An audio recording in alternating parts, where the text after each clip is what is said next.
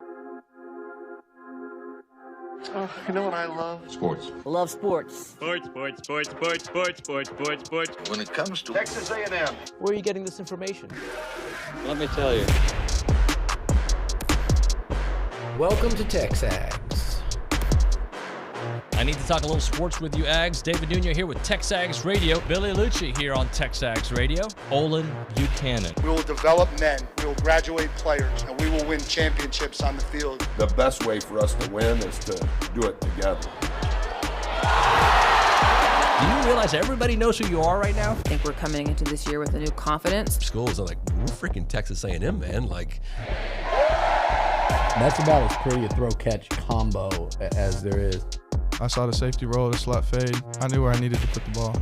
You had no other option but one hand at that point. Yeah, man, 50-50 ball, I got to come down with it. You know, if I'm betting on anybody, it's the Aggies.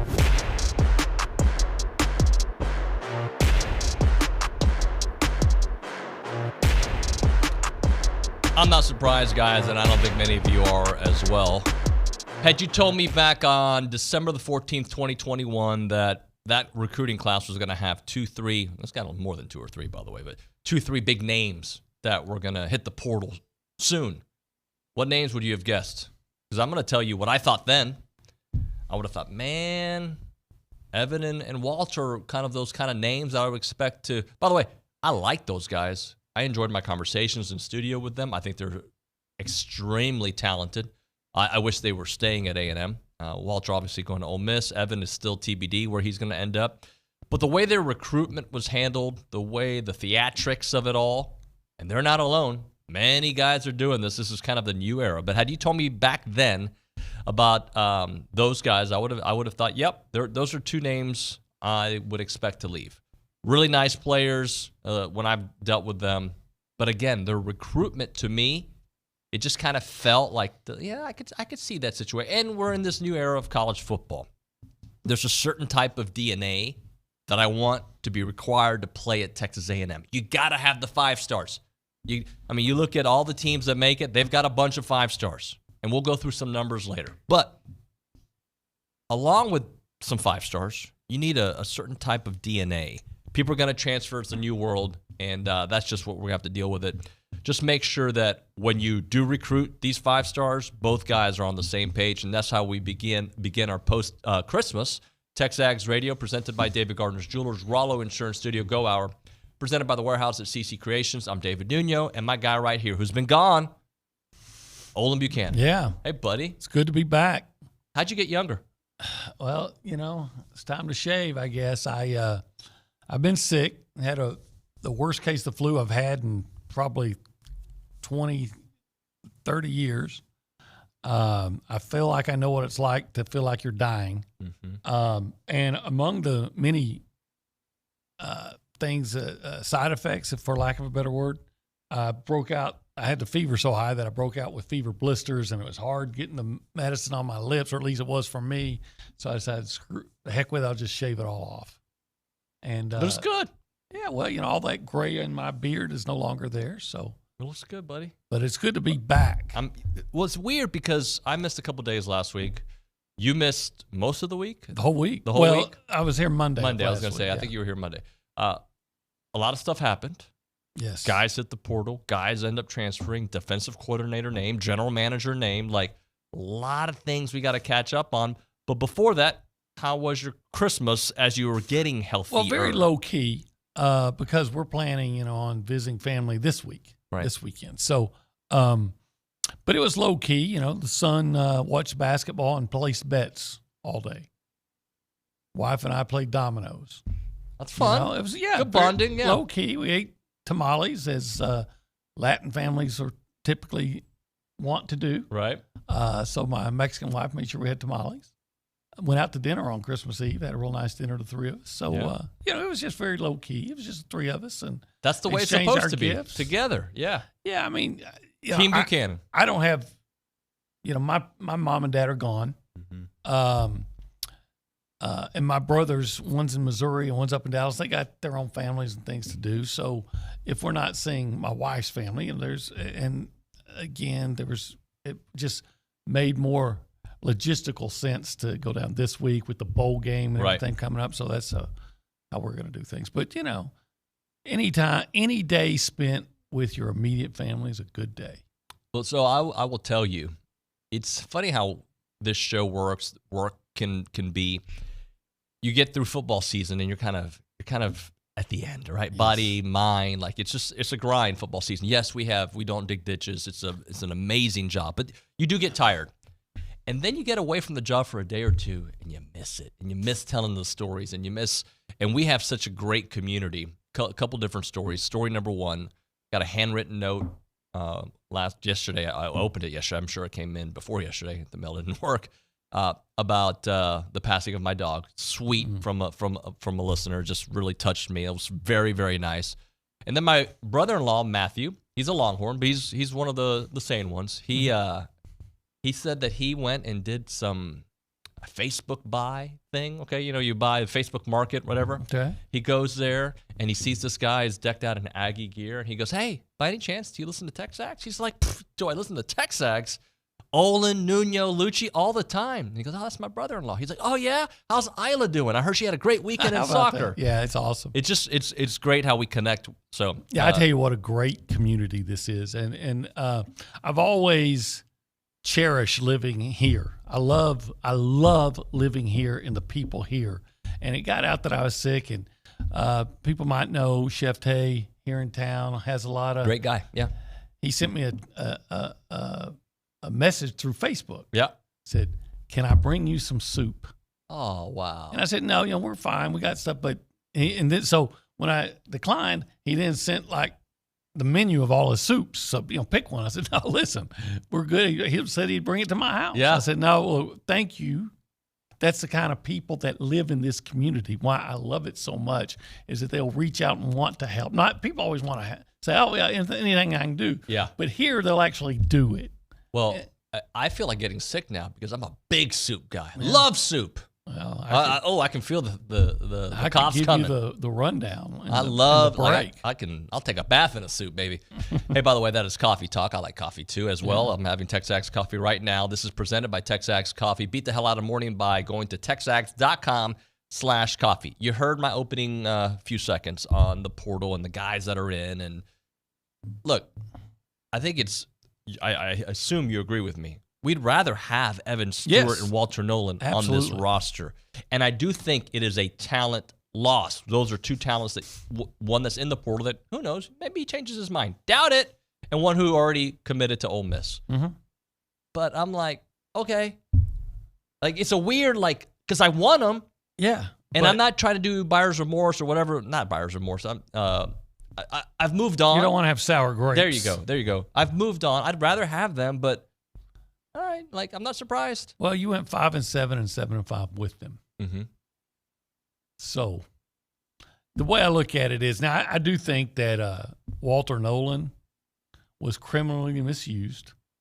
I think the previous, I've said it over and over, I thought the previous defensive coordinator was a buffoon and maybe it was at the directive of his head coach, but I never understood hey, we're going to put our best players out there for the first series and the second, and then maybe it's a 3 and out. Yep. The second, then the offense keeps the ball for 5 minutes, and then you have your second series and you bring in a whole different guys. I'm like, how does that make sense if they're your number one guys?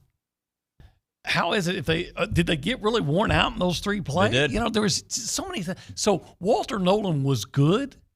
Here, he was not great. He showed flashes of greatness, but it was never a consistent greatness. Given a different situation with a coach that understands how to use him, he may be all the things that he was projected to be coming out of high school. But you're going to get, Ole Miss is going to probably get him for 1 year, and let's see how good it is. I don't think A&M's going to see him. Yeah, A&M. They are building a team, though. I mean, they're keeping their core, Mm-hmm. and they're bringing in a lot of players. As for Evan Stewart, Evan was. I was waiting for him to have that amazing performance, like what's his name from LSU? Malik Neighbors, right? Like games like that. Like, oh my God, we did not get that. Now, to be 100% fair, that offense wasn't conducive to those kind of situations. But I did wait for that. Yeah, Evan Stewart started off great. Well, he had a huge game against New Mexico. Okay. Then he had an even better game against Miami with 142 yards. And yet all I remember from Miami know what you remember, was his incredibly soft trying to avoid contact. Which you said it that day. To keep you from scoring. This is not sorry. You said it then. When it happened. Yeah. I said, Aggies that remember the game will remember the play. A&M's up by, I think, a touchdown, maybe 4 points, and they're driving, and it's 3rd and 5, and they throw it to Evan. He catches it like 3 yards downfield at about the 5. If all he has to do is turn upfield, it's probably a touchdown at the very least. It's 1st and goal, probably at the 1 or 2. Yep. And instead he tries to bounce it outside because cutting inside was going to require him getting hit to take a hit. Yeah. And I'm thinking, I'm sorry, that's the softest football play I've seen in probably 20 years. That you've got a first down and maybe a touchdown to make, and you won't take it because there's a guy that's 3 or 4 yards downfield that's going to hit you. This is not fair to Evan, but this is what I remember. That play, and I remember his amazing play against Bama, where Haynes King throws it up. Yeah, he had an amazing game against Alabama. Right. But that's what I remember. And I think in the right offense, but I don't need to justify it. I just, whatever. I think All Day played great. Noah played fine. And I expect more from him. I was very skeptical, and it's easy to be skeptical when it's not your, quote, injury. But here's a guy that missed 2 games with a bruised thigh. And then he finally got in and caught one pass, and he was out. Other guys I've seen, other guys that'll play hurt and things like, you got a bruised thigh? I get it keeps you out a week. Yeah. So I again, I'm not the one feeling the pain, right? But I've just seen so many guys play when they're with as one coach used to say, nicks and knacks, that I was disturbed about that. Just because I think we should be fair, we're seeing this completely from an A&M lens, right? Yeah, that's what we should. But as we should, yeah. But let's for a moment think of it from a 5 stars lens in today's college football, just for a moment, and kind of go through it, where you're going to make money. You know that things haven't gone the way you like. And I feel sometimes, because I was this guy, when I made up my mind I was leaving ABC 13, I was leaving ABC 13, right? Yeah, did you do your job to the best of your ability before you left? Absolutely, yes. But I was leaving, right? In my mind, there was probably nothing. I know there was nothing that 13 could have done to keep me. They tried, right? Sometimes you mentally move on. And people look for a reason to move on. Well, we got a new GM now. Got to move on. Well, Jimbo's gone. That was you find a reason to go. And also, I think one of the issues is this generation loves the attention. Loves the recruitment. Loves the likes. Hey, I'm going to put this on Twitter. And then, I don't know why I said it like that. I'm going to put this on Twitter, and I'm going to see how many likes and followers I get from saying, HMMM, I wonder where I'm going. They love it. We're in a different world. Well, unfortunately, it's always been that way. It's just they do it differently. This all started with Jesse Armstead with throwing his recruiting signing day announcement at the Los Angeles Hotel in Dallas, right. And then everybody since then it's all built and accumulated. Then came the social media and all this, and it's all accumulated to what we have now. I'm just an old, cantankerous, grouchy bastard that still thinks that if someone, and now you're getting paid, you were always getting paid. If you didn't think the scholarship was getting paid, then you're stupid, because you just wait till you're actually paying for some kid. Dude, I cringe at the fact that I'm going to have to pay for 4 colleges. So, but, with all the things, I still think that there should be a certain amount of of loyalty to that program and to those coaches and your teammates that I think guys don't have. And a lot of guys don't have. Not all of them.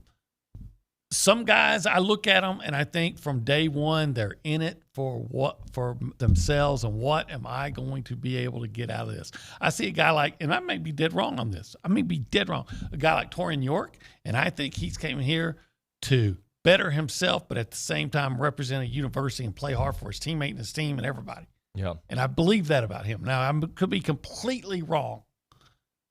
Other guys, there have been guys, some that we may be discussing now, that I never felt that way. I felt like they were here to, okay, I'm going to get as much as I can. I'm going to fill my pockets as much as I can, and then I'm going to go see where I can fill them some more. Yeah. I don't want to say I'm torn because I'm not torn. I don't like players getting paid. I understand why they should, but I don't like what it's doing to the sport. I don't like it because I'm like you. I'm old. I'm sorry. I'm almost 50. I'm old. I always thought the scholarship was payment. That's how I looked at it. I understand that these universities are getting fat paychecks because of the product on the field. But again, what it's doing to the sport now with the portal and now right now for another few days you can transfer as much as you want, right? They're not holding it against you. Like I just don't like it. Well, again, college sports can only blame themselves. You know, they kept what business in the world ever said, hey, we're going to let Congress decide how we're going to do things. And then you've got senators and House of Representative guys like getting like, I'm going to speak about Florida State because we like just let the. But that is so you know one of the many problems is sports is it, you know, when you're talking about discussing all the issues in sports, who votes on what you're going to do with the NCAA and all this, it's not your athletic directors. It really comes down to your presidents, a bunch of eggheads like Gordy and other guys that really look at sports as they look down on it until, you know, it can line their pockets. Exactly. So you got a really bunch of eggheads that don't like sports, fundamentally or typically making decisions about sports or voting on the decisions about sports. I heard this. It was a clip on Josh Pate's page that college football does not have a TV partner for the first round of the playoffs next year. Isn't that interesting? That's like I didn't know that. I'm sure they'll have one by then. Yeah, but it's just weird today that isn't taken care of. All right, by the way, Merry Christmas, everybody. Happy holidays, and we're so happy that you're joining us here this morning, the day after Christmas. If you want to be a part of the conversation, call us up or text us. You can call us up on the Brian Foley Law Hotline, 979-693-1150. You can text us on that same number, 979-693-1150. Nobody's at the Angry Elephant News and Social Center. That's all right. I'll read those texts whenever I can, or OB will, or Nick Savage will. And that's where we go right now, behind the glass, to say hi to the great director who hosted on Friday with Luke. How are you, Nick? I'm good. There's barely anyone back here as well. It's just me at the moment, so I'm sure it'll stay that way. But by the way, guys, we have a bowl game tomorrow. We went 18. I'm sorry, I did a 18 minutes disservice. and haven't talked about the bowl game. But I mean, talking to Will Johnson when I hosted the show Friday and kind of just looking at who's in, who's out for the game, it doesn't look like Oklahoma State is really missing too many people. I mean, they only have about 4 transfers of substance out of their team, and it sounds like Ollie Gordon will be in for the bowl game. So, I mean, the Aggies are going to have a tall task slowing him down, but just can't forget we got a bowl game tomorrow. Yeah, and I am. Oh, but we can talk about it on the other side of the break. But I'm almost like I care. I don't really care. I think I care more about the spring game than I care about this bowl game. Yet I'd really like to see a win. So 10 years from now, when I look back and be like, oh yeah, at the end of the Jimbo era, they won 8 games, even though it was really the Elijah era. But but it doesn't change anything. I'm with you there, by the way, David. I'm sorry, Nick. You speak there because I want to win. Obviously, I want to win at everything. I want to win at tic-tac-toe, thumb wrestling. I want to win at everything. But I'm just ready to move on. Yeah, 100%. I'm just ready to turn the page completely to the Mike Elko era and, get his staff here in place, ready to go, and just rolling towards 2024. Obi?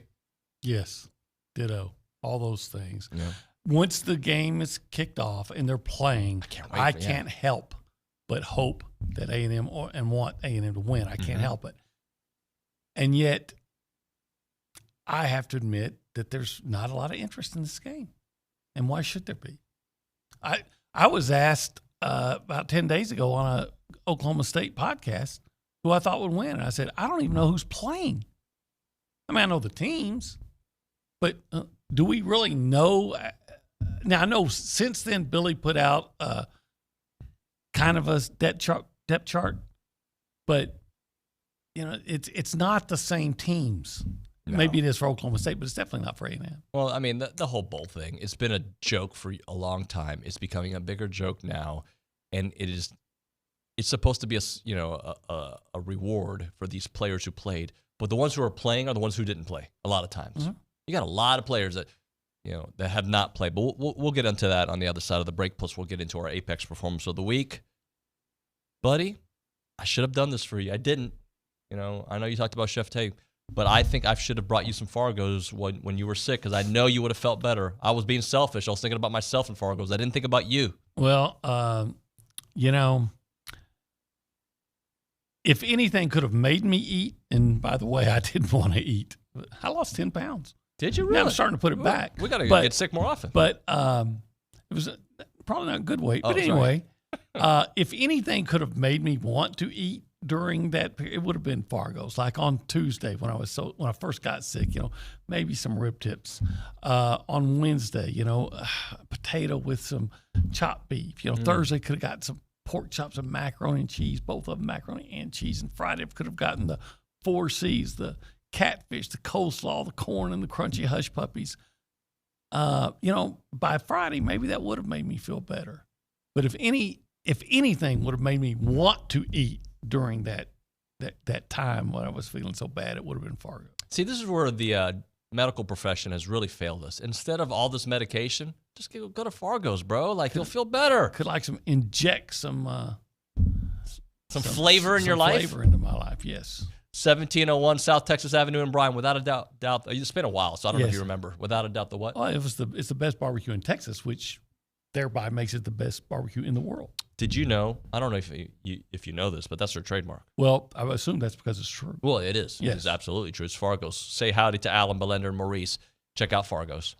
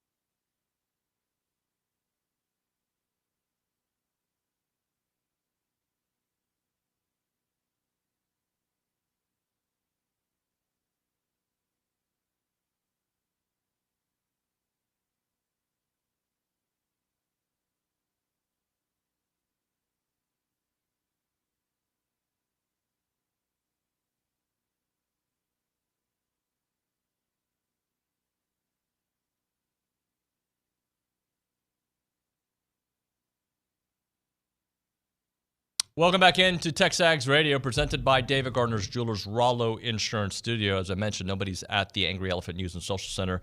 We'll read a couple of text messages. I'll just read this one here from Bosis and Katie. Merry Christmas to you and your family. Hope you had a great one. It was a great one. Favorite gift, OB? I got a couple of nice A&M hoodies. Yeah? Yeah, I've really enjoyed those, or will enjoy those. I've worn them both. Got a sweater that I don't have to take back because it's a little bit too big. Okay. Or maybe you grow into it, the guns. Yeah, I don't think that. Yeah. Yeah. Okay. I'm trying to remember what else I got. Yeah, those are probably the things that I enjoyed the most. I'm going to ask Nick. Nick, what was your favorite gift, buddy? I got a Blackstone, like the grills. They make those are grills awesome. and stuff. Well, I already had one, but I got a Blackstone pizza cooker. So I'm not the best cook in the world, so we'll see how much I can screw up a pizza, but pretty excited about that. Nick, what do you think my favorite gift was? Protein powder. Yeah. No. I'm wearing both of them right now. I got it. Oh. Whoa, you got a Whoop. I Nice. got the Whoop. It's not a watch. It's a Whoop. And it's just the band. I was going to say a jiu-jitsu gi, but no, I didn't get a gi, but I got one. this. My wife did get me this UFC hoodie. Funny, people treat you different when you wear, like, do they? MMA stuff. Yeah. They think you're tough and you're not. But, well, a lot of them are. But a lot of us are posers. Anyway, if you want to be part of the conversation this morning, 979-693-1150 is our phone number. Let's do the Apex Performance of the Week presented by Apex Health. Feel like you're losing your edge? It could be low testosterone. Increase your energy, sharpen your focus, and boost your performance with a custom treatment plan from Apex Health. Learn more, apexhealthclinic.com. They are owned and operated by a veteran serving the Brazos Valley. I'm going to let you take the first one. Well, I don't even know if I know. Can I give you one? Absolutely. I was kind of checked out all week. All right. There was an Aggie basketball game. There was. I don't even remember what day that was. It was Friday. Friday. There we go. Friday. Are you familiar with a young man by the name of Hayden Hefner? Yes, I am. From Nederland. Nederland, 24 points, a career high, 7 of 14, 3 of 8, 2 rebounds. This young man went from, Hayden's getting in the game a couple years back, and he having some nice moments, right? And then what was it in the SEC tournament where he... Yeah, against Arkansas. He went off like 2 years ago. I was there. I couldn't believe what I was seeing. Yeah, and then the next game, I believe he had a rough game. Probably. Yeah, yeah. Where they showed his face, and he was not. And then last year, he really grew. This year, he's an integral piece to what they do. Yeah, he's started most of the games. I'm going to give you another one. Okay. I know that your son Quinn loves to watch the NBA. He does. And he likes the Mavericks, correct? He loves the Mavericks. I'm going to give you 2 Mavericks. Okay, one of them's going to be Doncic. Well, that was last night, yeah. Luka. Okay. But we'll get to Luka in a second. Let's do an Aggie first. Dexter Dennis for the Mavs. 17 minutes the other day, 18 points. Oh, love it. 5 rebounds, 4 assists against the Houston Rockets. He's a two-way player, so he plays for the G League team and he plays for the Mavs. They call him up. And look, I remember day one telling you, OB, this guy looks like an NBA player. He does. And he is playing like one. I think that was the game that my son told me the Mavericks had their top 3 players out that didn't play in that game. Yeah, Rockets ended up winning, but I'm glad to see that. Dexter's a good dude. In fact, most of those guys on the basketball team have been really good folks. So I think many of you know this. Like, I am a Houstonian. Obviously, I love the Rockets, the Texans, the Astros, the Dynamo. Yes, but I have a special place for the Mavs. I probably watch more Mavs games than I watch Rocket games because I worked there for such a long time. And obviously, having Dexter a part of the team makes it fun. And you mentioned Luka Doncic. 10,000 career points after 50 yesterday in a Mavs win. Against the Phoenix Suns, by the way. Man, if he can keep that up, he's only still about, 24? Dude is a baller. I know he's in his mid to early 20s, right? And Somebody asked me, 10,000 points. Is he one of the top 5 players in the NBA? And I don't watch the NBA like I used to. I really don't. But he's definitely one of my first 5 picks. I love the way he plays. I love the way he dribbles, his passes, his toughness. He is 24, OB, 24. You're correct. 24 years old. Real Madrid legend, by the way. Is that right? He played for the Real Madrid basketball team, yeah. Oh, they have basketball as well. They do, yeah. Huh. And they were very good under him, as you can. I can imagine. Yeah, won some championships. All right, that is our Apex performance of the week. When we come back here on TexAgs Radio, let's do a little Aggies in the NFL. Plus, it was Billy Lucci, I think on this show, and I'm sure on Twitter, a few weeks back, that had hinted about Brian Kelly maybe being interested in that Michigan job. Yeah. Oh, it's out there now, huh? Imagine that. We'll talk about that, get OB's thoughts. Right now, we're talking Heritage Films. Chance McClain's company. He's my buddy. And I say that to you because, oh, yeah, you're going to support your buddy. Yeah, I am. But I also don't like doing business with buddies. I just think it can end badly, right? It's just not a good thing to do.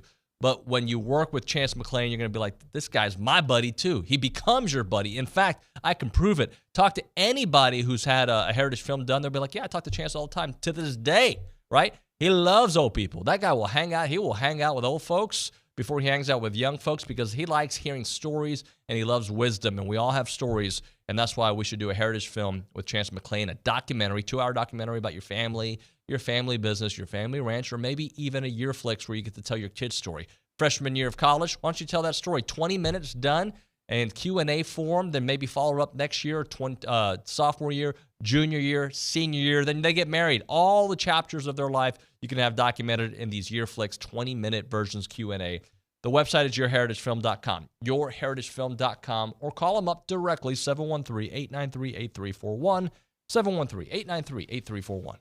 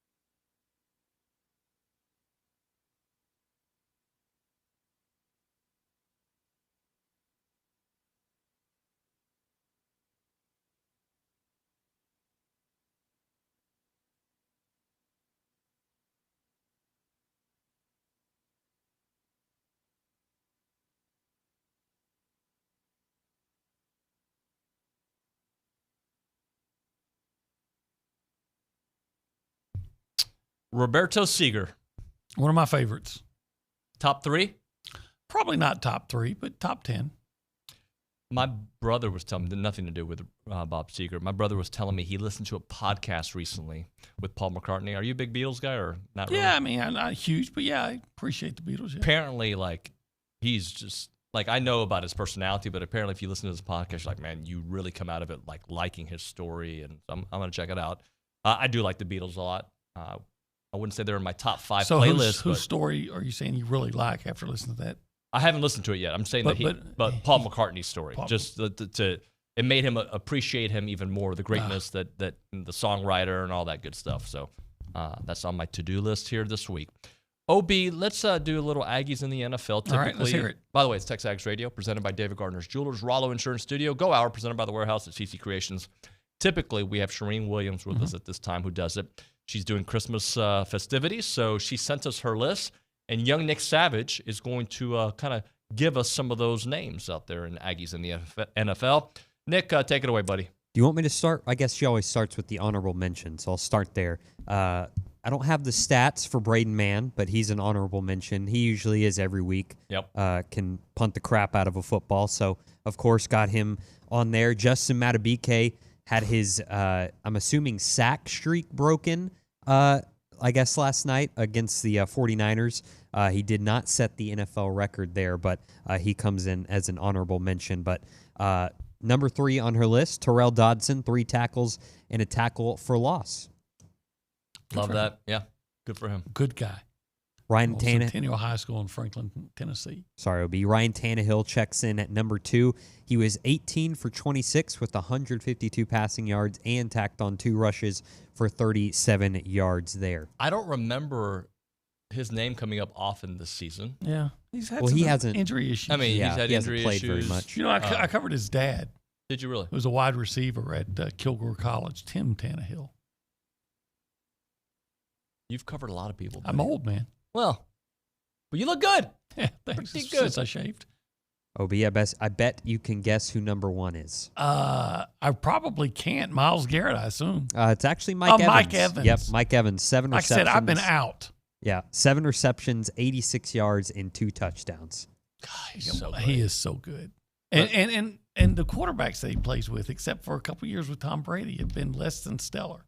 We need to start campaigning now for doing our show that week when he gets inducted in camp. Yeah. In hopefully 9 Maybe years. 2 Aggies by then. Yeah.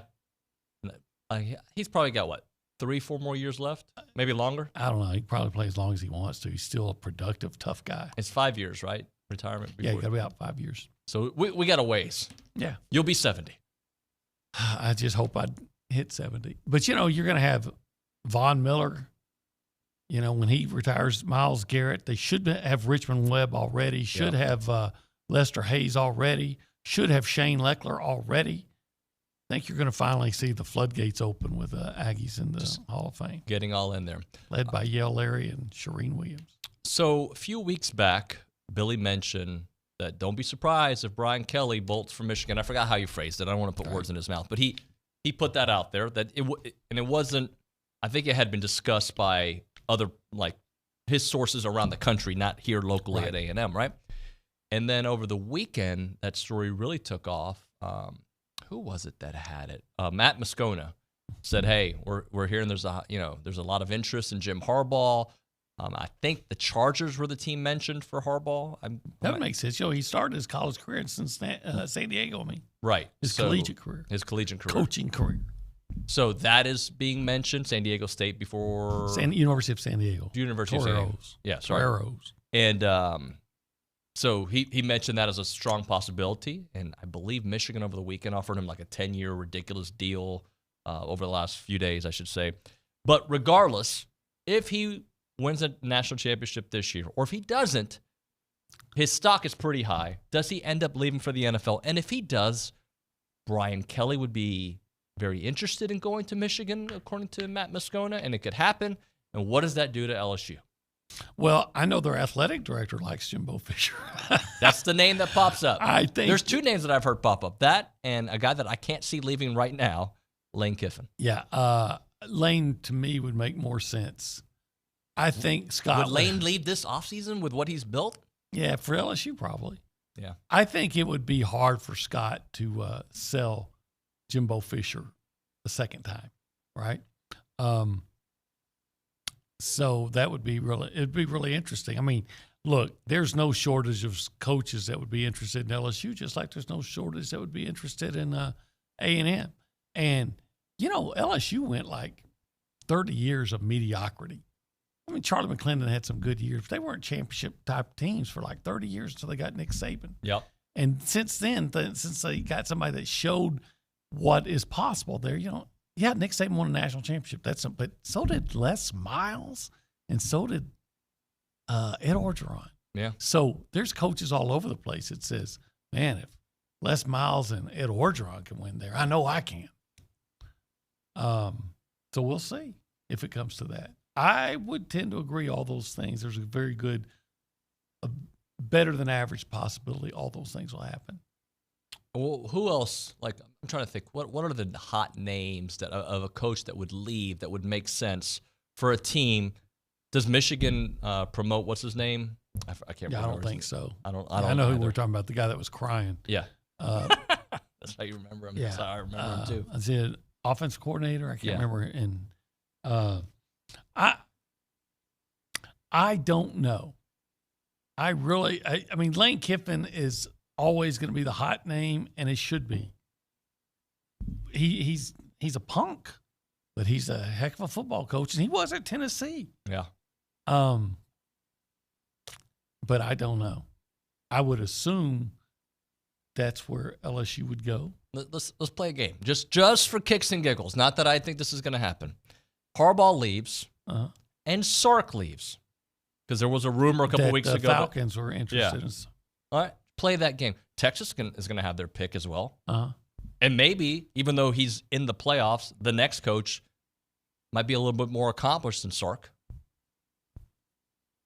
with that roster that they have. Yeah. Well, what's going to make Texas attractive is the same thing that sometimes makes it unattractive, is that you have no shortage of wealthy boosters willing to give money. The problem with that is if you've given a lot of money, you feel like you should have some input on how things are run.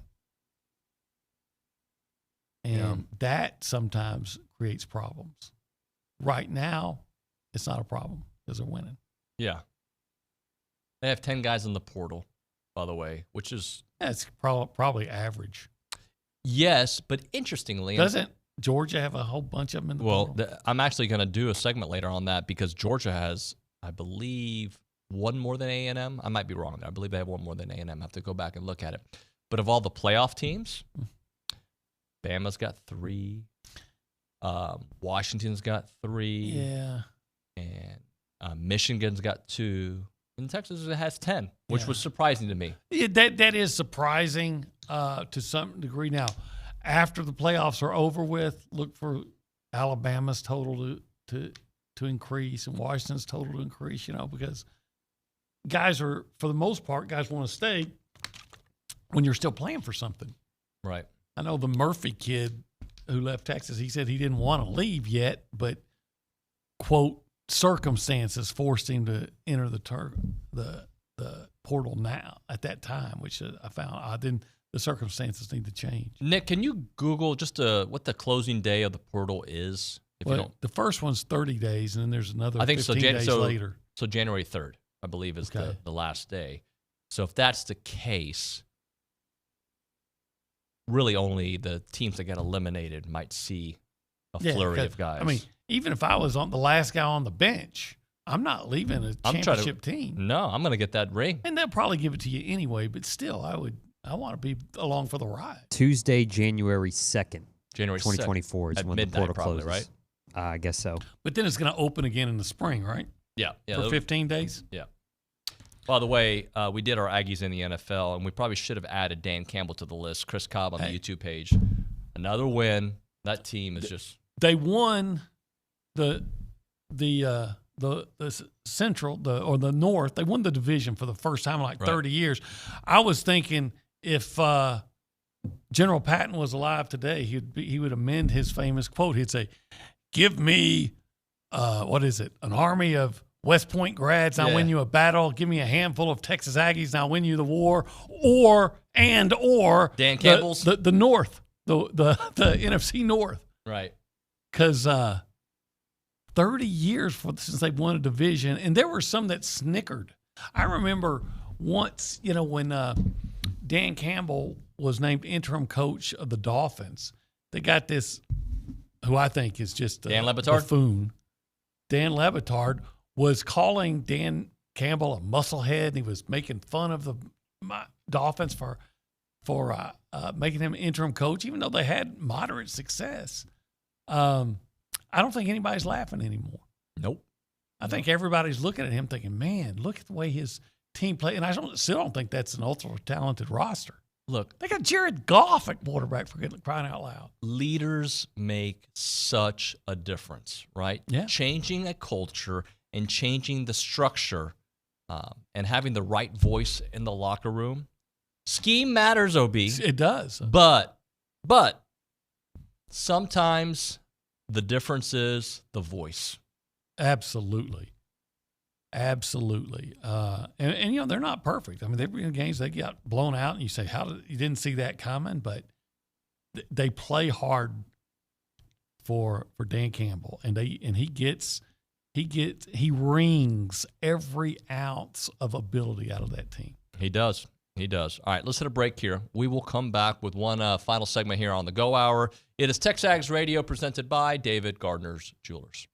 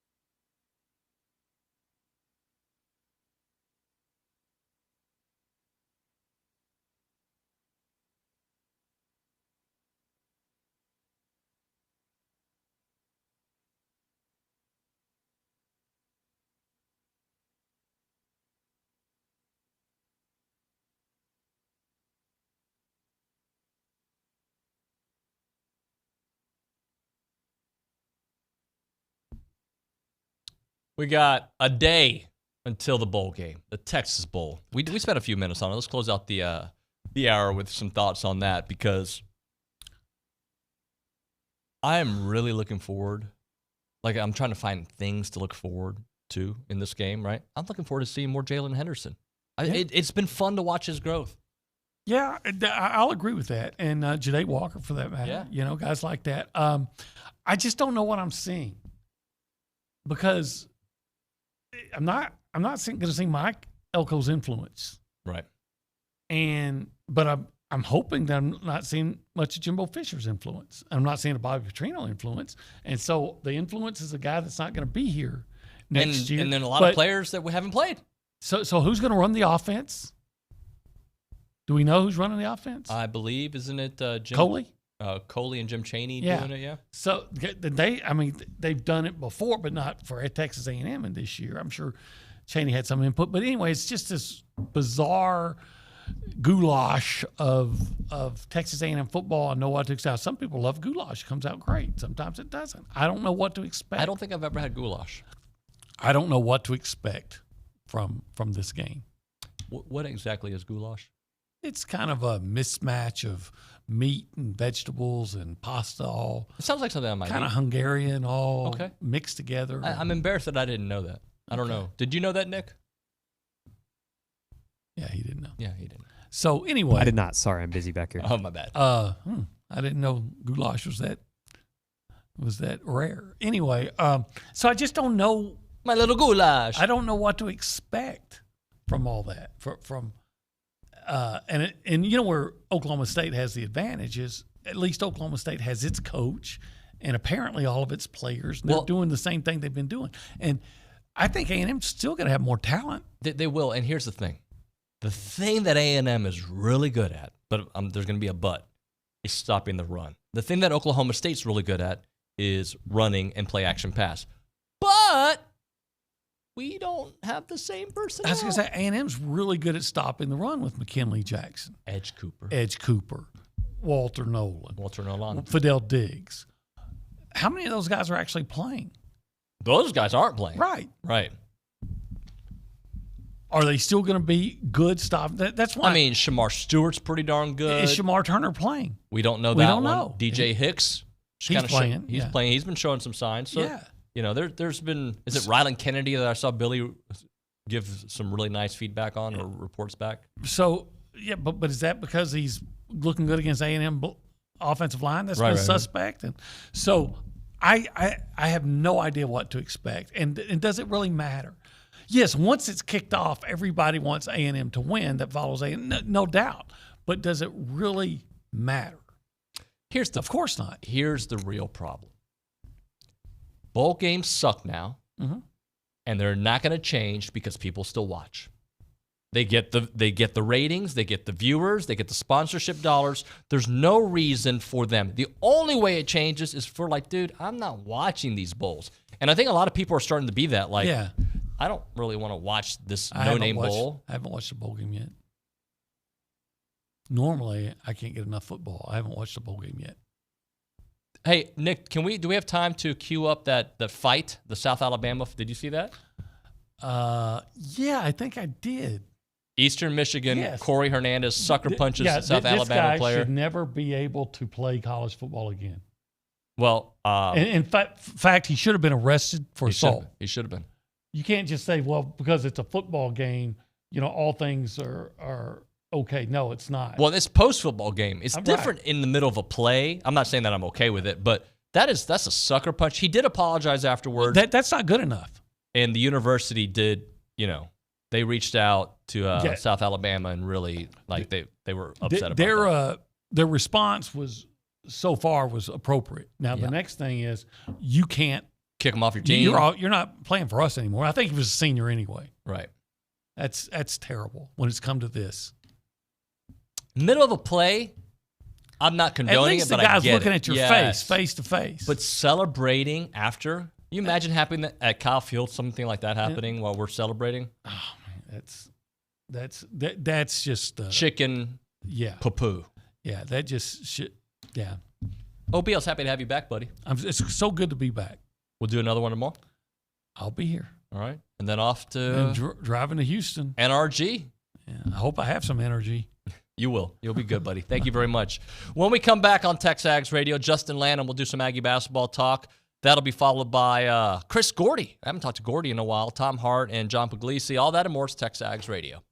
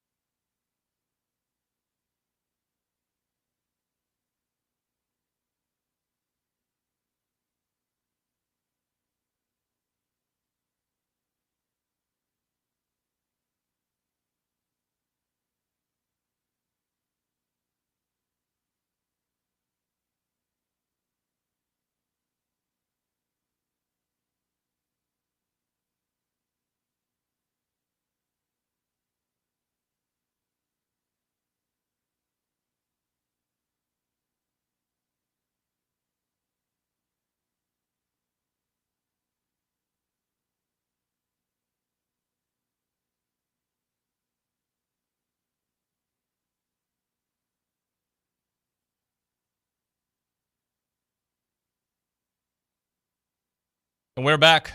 It is TexAgs Radio. We are presented by David Gardner's Jewelers here in the Rollo Insurance Studio. Appreciate everybody listening in. Hope everyone had a wonderful Christmas or happy holidays to all. I don't know how you're supposed to phrase that. Just Merry Christmas, Happy Holidays, all the good stuff. Let's go to the Brian Foley Law Hotline. We are going to talk a little Aggie basketball with Justin Lanham here on the program. Justin, good morning, buddy. How are you? Good morning. How are you? I like the background, dude. The Gig 'em Aggies, the classy furniture, looking nice, bro. The maroon blanket. Yeah, I like that. My wife hooked me up here. Yeah, nice stuff. So last week you didn't do the show. You were in NYC, but you got to take in some college basketball. How was that experience? Man, it was great. My wife thought we were taking a Christmas trip, but we were actually going to watch a little college basketball. So we both got to win there. So that was really cool. So Got to catch the Duke Baylor game at MSG and check one off the bucket list. Hadn't caught a game there at Madison Square Garden, so that was a really cool experience. And man, just got chill bumps walking in, and the game was a great game, so it was a fun time. Are both Duke and Baylor the real deal from what you could tell, like legit teams that can compete for a national championship? Yeah, I think so. I can't remember the kid's name for Baylor, but they got I'm assuming he's a 7-footer. I mean, 6'10", 6'11", 7-footer kid that just really impacts the game. They got Jacoby Walter from McKinney High School that was one of the top recruits out of Texas, and he just impacted the game. And then Duke obviously won the game, and they got the Filipowski kid that's back, and Jeremy Roach, and just some other pieces. They had a kid that went off for 21 points, a freshman, McCain. And so they're the real deal. I like the style of basketball they play. It almost feels a little bit different. Just the Filipowski kid and then the big kid from Baylor, just how they impact the game, blocking shots and just being big inside was really neat to see. So it was a really fun environment. Talking to Justin Lanham here on TexAgs Radio. All right, let's talk about the current state of Aggie hoops. You weren't here last week, so we didn't really get to talk about the U of H game together, but just where we are with a week before the new year, and was it January the 3rd or 4th or 5th, or I forget what day, but early January, they're taking on LSU to start SEC play. The current state of Aggie hoops in your mind? Yeah, the U of H game for me, you come down. Henry Coleman's got 2 free throws at the end of the game to tie that game, right? And you had already tied the game, and then they go back up, and you got a chance there with about 5-6 seconds to tie it. And to me, honestly, I know some people are probably not going to love this answer, but that's all you can ask for against a team like U of H. I mean, you give yourself a chance to win. Now, we didn't give ourselves a chance to win in the first half of what we did and how we played and how slow we started out.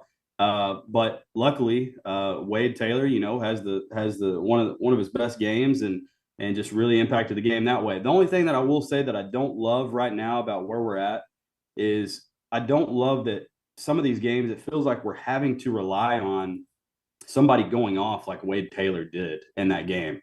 And I just don't think that's consistent. You can't rely on that from game to game. Wade Taylor, we know what he's capable of. We know he's capable of doing stuff like that. But for me, I just don't want to have to rely on that game in and game out. And right now, it just kind of feels like that's what we're having to rely on. There's not much consistency offensively. It doesn't seem like we know what we're going to get, who's going to go off, who's going to play well. And so that's kind of where I am right now. Defensively, I'll be honest, looking back in the years past, I felt like we sped teams up a little bit more. We made them play faster. We kind of impacted the game defensively. And it's not that we're a terrible defensive team right now, but I just don't really feel like we're really impacting the game on either side. We're good enough to stay in these games, right? But I just don't really feel like we have necessarily the edge on one side or the other when we're playing some of these teams. Is that the caliber of opponent? And conversely, or not conversely, but to add to that, I feel like we were saying similar things exactly a year ago about the defense. It hadn't shown up. And maybe that's a problem. Maybe that, we give Buzz a lot of credit for the teams getting better as the season goes on. But with a veteran team, is that kind of like, I wish we were just a little bit more advanced in that direction? Yeah. And I mean, again, I hate to harp on this point, and I know you do too, but Boots being out, I mean, that's a big piece. I don't know if we really understand how big of a piece that is that we're missing whenever he's not playing in some of these games. And so, yeah, you hate to see it because you do feel like you have some veteran leadership in some of these guys that have been around Buzz's program. And so I think for me, I do wish I could see a little bit more defensively for them at this point. You don't want to build all last year and then feel like you take some steps back at the beginning of this year. You want it to kind of be a continuous build. And right now I just kind of feel like we're stuck in neutral. And to your point as well, you mentioned, I think it is partly because of the caliber of team we're playing. No doubt. We're playing a really tough schedule. And I do think that has something to do with it. Hey, Justin, we'll talk about from a coach's perspective, right? You've kind of analyzed it, but what do you think Buzz, when they're watching film, what are they seeing that isn't right? Like from a coach's perspective? Yeah, I think I think you're always looking at different things when you're studying film. And so I don't know, exactly what Buzz is going to choose to harp on. I know whenever I was a coach, I probably harped on the defensive side of the ball more. I think that's probably natural as a coach. You tend to watch the defensive side a little bit more. And so defensively, you're looking at where you are in position, how much you're having to rely on help. You're maybe calling out guys in during that film session of, hey, you're not guarding the ball very well, and we're having to rely on too much help. And then offensively, you're probably talking about spacing. Where are we at in the floor? Those 50-50 balls, I think that's a big deal with Buzz and how much, you're getting on the floor and that thing. And then obviously for them too, they're looking at probably the rebound war. Are they crashing the glass like they're supposed to? Are they, really honing in on those principles that they're being taught during practice all week? And so I think it's a culmination of a bunch of different things. But for me, I'll be honest, if I was in that film session, I would love to talk about some of the shot selection. That's, to me, I just feel like we're just taking bad shots at times. And, maybe to their benefit, they're saying, hey, a great offensive possession for us right now is just getting the ball up on the rim, because we know that we're going to have a really good chance to go get the offensive rebound. So maybe that's just what they're saying. Hey, let's maybe we're not so worried about a great shot selection. Maybe we just want to get it up on the rim. And so sometimes I feel like that's what it is, but I would definitely be looking at some of the shot selection. Justin, I know it's not sustainable, but what Wade did against Houston, right? Like the hero ball, and I mean that in a compliment, not in a, sometimes it can be a negative. The fact that he did that against Houston, known for their defense, right? Like, to me, it speaks volumes of the levels he can reach, and also it's got to get easier, right? Like, I mean, especially, I keep saying when we get guys back, if they get guys back, this is who you have right now, so you got to do it with that. But I got to assume if he can do that kind of performance against that caliber of defense, that caliber of opponent, more of that in the future, please. Yeah, I think so. The one thing that I was surprised, but it just shows you how good of team defense Houston plays. They didn't have to rely on so much of like what we saw Memphis do and what we saw Virginia do. They weren't going out and trapping the ball screen with Wade. They just kind of said, hey, we're going to rely on our team defense, and you're going to have to beat us that way. And so I do think that when we get into SEC play, you're going to see a little bit more of the opposite. I do think that you're probably going to see a little bit more of what Memphis did defensively, what Virginia did defensively to Wade Taylor, as far as doubling ball screens, trapping, trying to get the ball out of his hands. Even whenever Wade was going off in the late part of that second half against Houston, I don't really feel like they were trying super hard to get the ball out of his hands. And obviously he impacted the game. Some of those big threes that he hit, getting to the free throw line, the and one that he had late in the game. And so in the SEC play, I definitely think you're going to see a little bit different style of defense. I do think that they're probably going to trap him and do some different things like that. And how would you assess the SEC overall? Yeah, I mean, I feel like you've got kind of some top dogs, but also I don't really think there's anybody out of contention besides maybe Vanderbilt right now. Vanderbilt's kind of at that lower level, but I mean, the crazy thing is you got Ole Miss that hasn't lost a game unless they played last night and I missed it. But you got so many of these teams that are just kind of hanging around that, 9-3. I think Ole Miss is 12-0 if I'm correct there. That's correct. Tennessee and Kentucky look good. Arkansas has the big win that they do, and so it's going to be interesting. I think everybody kind of thought A&M and Tennessee would kind of be alone at the top there, and obviously Kentucky would be there looming in the dark. But I think that it's going to be very interesting. Even Mississippi State, I think, is competitive this year, and so it's going to be really interesting going down the stretch with them. Mississippi State 10-2. By the way, just to clarify that. South Carolina 11-1. Now looking at these schools, they're all bunched up. A&M at 8-4, Georgia at 9-3, Tennessee 9-3, Florida 9-3, Auburn 9-2, Kentucky 9-2, and that's the middle of the pack. Yep. Yeah. No, absolutely. And like I said, I feel like a lot of times before conference play even gets started, I feel like you kind of see these teams already separate themselves, not in conference because they haven't played each other, but just kind of separate themselves in the non-conference schedule. And I feel like it's the complete opposite this year. I feel like you just got a bunch of teams that you don't even know what you're going to expect. I would say Vanderbilt and LSU, maybe LSU's kind of still on that rebuild process. They're kind of still on the lower end there. But other than that, I mean, I think it's going to be a tough schedule. All right. The Houston Christian game, we've talked to U of H. We haven't have kind of glossed over that one. A game that was ugly, but the Aggies took care of business, right? It was never really in doubt. It was just ugly at times. Any takeaways from that one? Yeah, I think it was interesting to hear Buzz talking his post-game conference about, I think somebody asked him, how much of those lineups were already, predetermined versus how much of those were on the fly. He said about 70% of those lineups that he put in the Houston Christian game were predetermined, and then 30% were just kind of on the fly. And I think you saw that. I don't know about you, but one of my favorite possessions of that whole entire game was when Bryce Lindsey came in, and him and Wade Taylor were in at the same time. And it was just a breath of fresh air for me because I don't feel like we've had two guards that can really handle the ball on the court at the same time, especially with Boots being out in a while. And so Bryce, I don't know if you remember, but he found Wade Taylor for a shot, and Wade knocked it down. And then at that point, I think Buzz took Wade out. It was late in the game, but it was just kind of nice to see some of those different rotations. Maybe give guys a little bit of spark. Maybe see if we can get some more of those guys. Eli Lawrence came in and got a few more minutes than what he had played all year, and Bryce as well. So, my takeaway from all of it is just that we were able to put them away. I know they're not a great team, but just to be able to put them away in the way that we did. And I think Buzz said it best, he feels so much better he did feel so much better going into this Christmas break than he did last year when they lost on, I think it was December 20th, and so I think that's a good sign.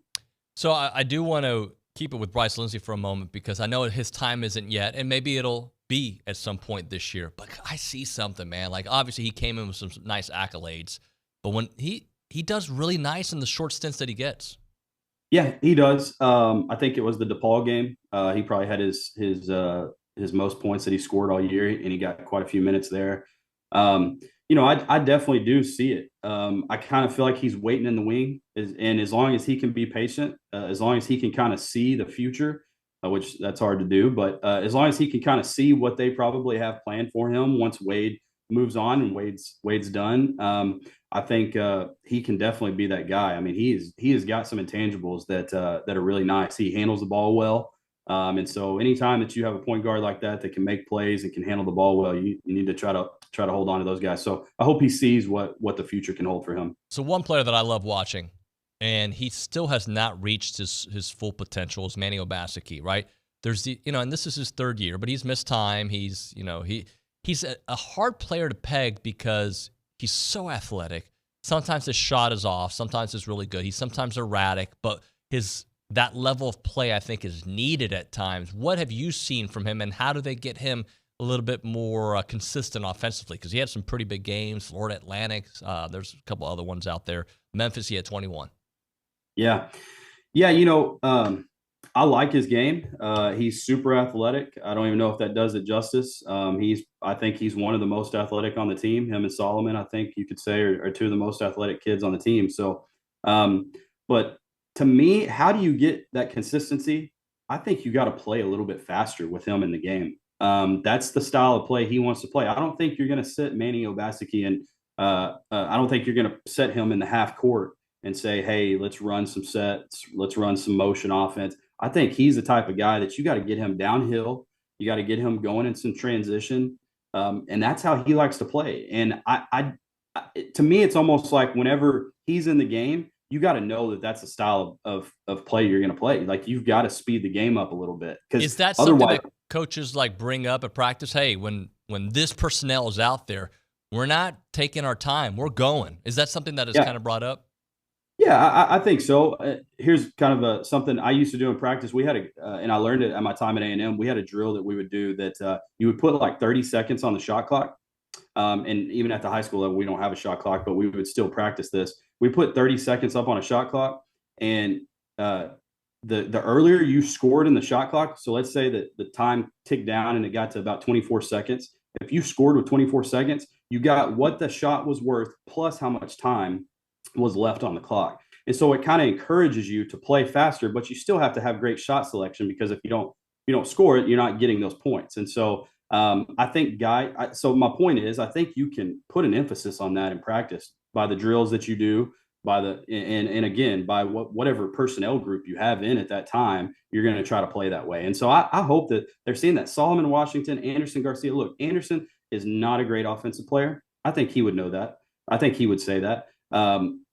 But how do you get him in the offense, ingrained in the offense? Play faster, because he's a guy that can run the floor. You can feed him the ball in transition, and he's going to go get layups in transition. So I think whenever you have certain personnel on the floor, you got to try to play faster. Do you think he understood Buzz's reference to I forgot how he phrased it, but calling him Rodman? Because Rodman was one of my favorite players to watch for the pure basketball, not the antics. Like basketball, nobody could defend the way he did. Nobody could go get rebounds the way he did. Nobody can get in your head. Not even Draymond the way Dennis did. Yeah. Well, you may know, I can't remember exactly what he had, but you ever seen the little image or the screenshot of when Dennis Rodman had like so many rebounds, but he had 0 points? I don't know if you remember, if you've seen that screenshot, but it's crazy. I mean, there was a game where he had just an absurd amount of rebounds, but he had 0 points. But it's like Dennis Rodman didn't even care. Like that's just how he impacted the game. And so I hope Anderson understands how big of a compliment that is, because it was funny. I listened to the post game. I love listening to the post game conferences, and especially when the players get up there and talk. And somebody told Anderson in the post game, hey, 19 rebounds in a game.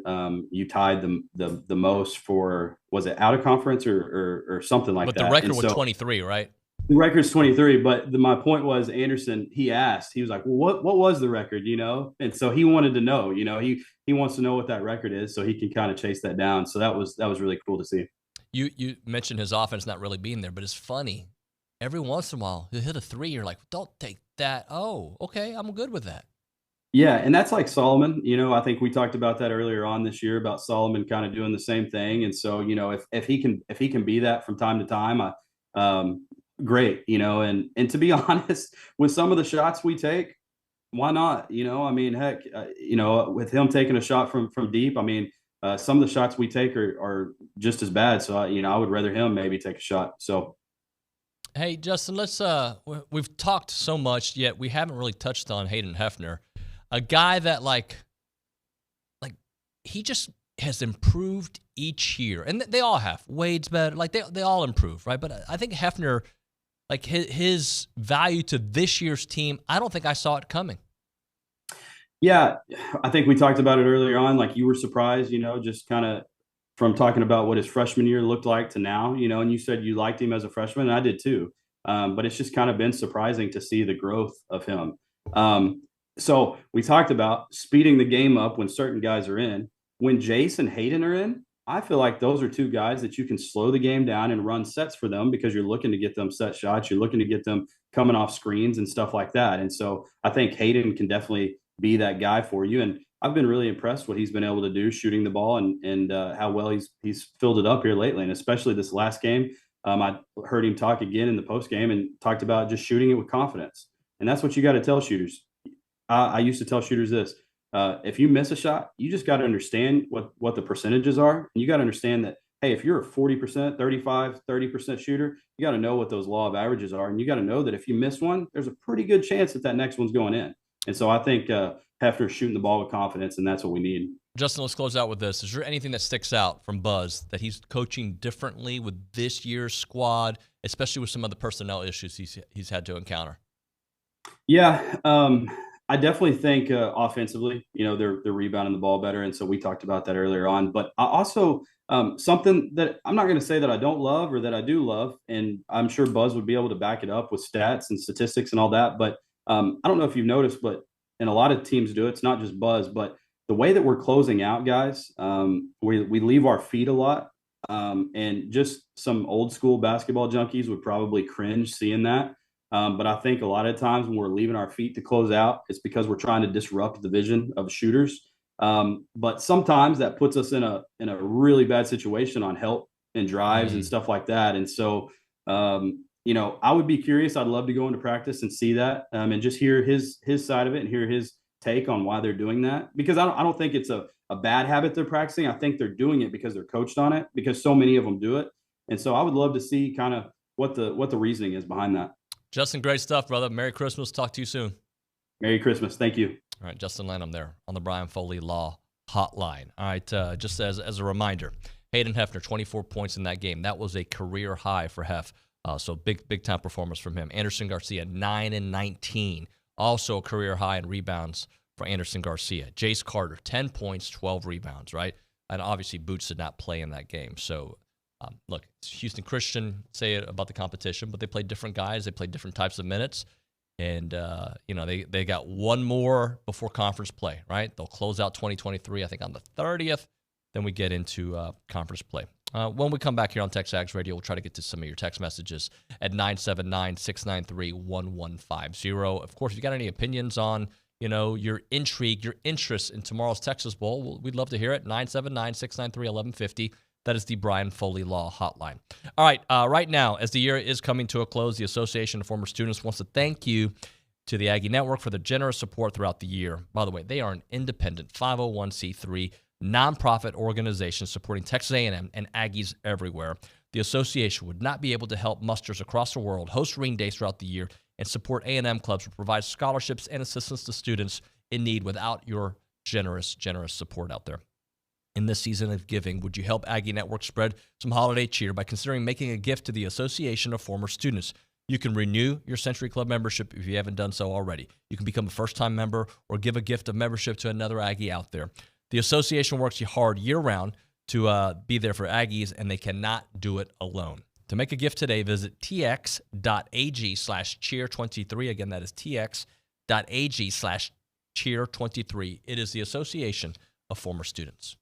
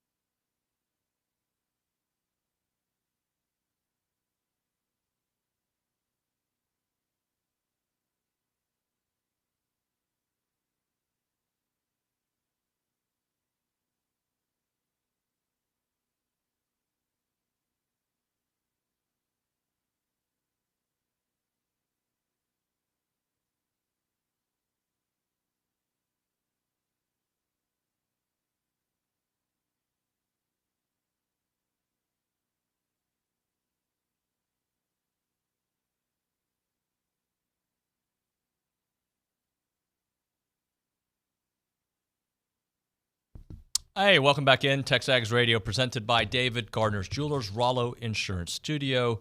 Open segment before we talk to Chris Gordy Nick, I'm going to involve you in this segment for a moment. Okay. Of your worries next year, how much of your worries are centered around the defense when it comes to Aggie football? At the moment, worried about, just thinking about it here in my head, worried about the back end, but Coach Elko's already done a good job addressing that via the transfer portal. It's going to be interesting to see what the defensive line looks like, but I mean, overall, it should still be a pretty strong unit, especially with, Mike Elko taking over and what he brings to the table. What he did here as a defensive coordinator has got to give you confidence that, his vision for the defense is going to be, good. Exactly. Right. And the reason I say that is because when Jay Bateman was named last week, I didn't do the show, but I saw some people kind of underwhelmed. Oh, man. And the reason a lot of you were underwhelmed is because you didn't know who Jay Bateman was. You know names, right? But I'm going to tell you, first off, after reading about him, I'm super intrigued by him, right? I had a couple of high school coaches reach out to me. He's a superb recruiter, right? Has had success as a defensive coordinator, a couple different stops. Like, I am super intrigued.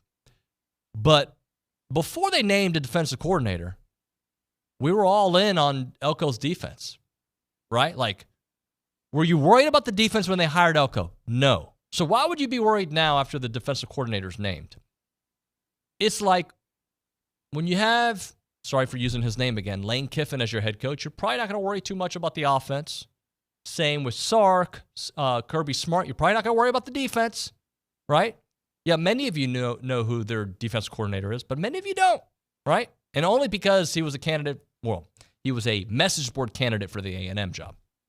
So Jay Bateman, super intrigued by. I think it's going to be great. I had no worries about the defense when Mike Elko was named. Now, there are worries that are going to happen. You lose personnel. How much of a step back do you have to take because people enter the portal, especially some of the 5-stars from that 22 class.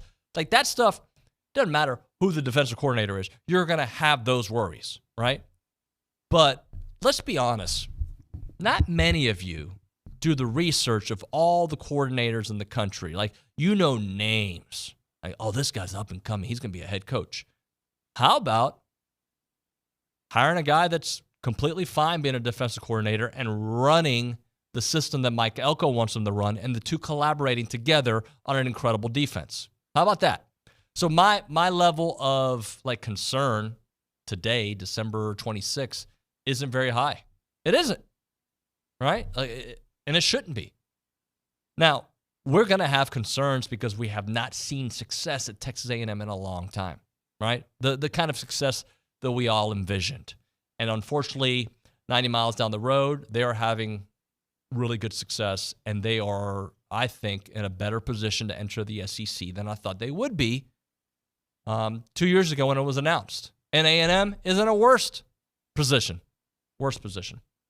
So I say all that to you saying my concerns are about the offensive line, which I do think will be better. But it has, during the Jimbo era, during the Elko era, it is, to me, about the offensive line. I would love to get back to seeing the Bryce Foster and Reuben Foster who we saw in 21. Those guys were some dogs, right? Health, good coaching, strategy, maybe having a system that complements your offensive line, all those things. My concerns are not about the defense. Now, we may get to next year and realize that. Like, I am not that concerned about wide receivers. You lose Evan Stewart, yeah, that sucks. But, man, next year seeing Moose being a guy, plugged in, getting his opportunities, All-Day Walker, healthy Noah Thomas, Micah Tease, right? Some of the youngsters coming in. So, look, my concerns about defense are not there. And if you don't know a lot about Jay Bateman, just go do your research, right? Yeah, me and Luke kind of talked about that. If you want me to give you some of the numbers for Jay Bateman, I can, because me and Luke talked about it. And I like numbers. Yeah, he has done nothing but improve year on year at Ball State and Army, which were his two prior defensive coordinator stops. So I'll skip Ball State because that was in 2011, 2013. But in Army, which is probably his most impressive coaching job. His first year, they ranked 104th in the nation in total defense. 2015, 75th. Ginormous jump in 2016 up to 15th in the nation in total defense at Army. 22nd, little step back, but still 32nd, top 50.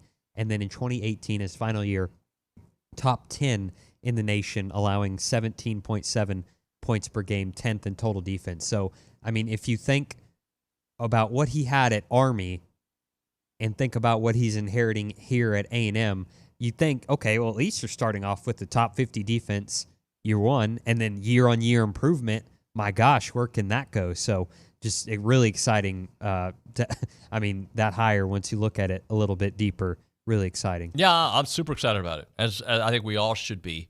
Again, I do this, and we need to hit a break here, but I do this often, like, where would we be if there wasn't change, right? And you could make an argument that next year would have been great for Jimbo. You could have made that argument, right? Like, hey, it's year 3. Some of these guys are staying. You could make the other argument, which we were hearing, like people were going to be leaving in droves anyway. So, and by the way, they're not leaving in droves. We'll go through some of those numbers later because I like to update it every week. There are programs that are way ahead of A&M that you'd be like, or around the same level, that have had way more success recently.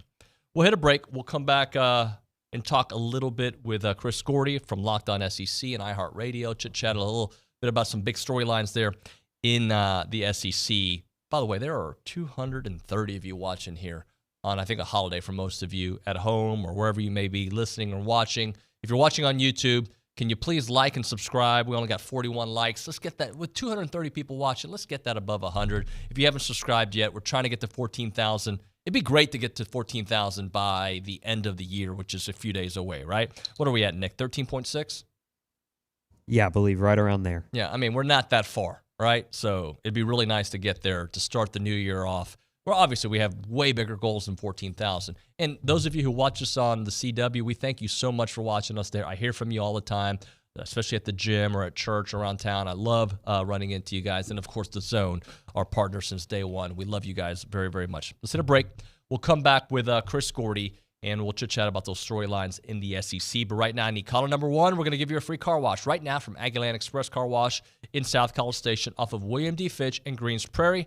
They are Aggie owned and operated with the friendliest staff and a personal touch. They offer a monthly membership. We're going to give the first caller a free car wash right now from Aggieland Express in South College Station. 979-693-1150.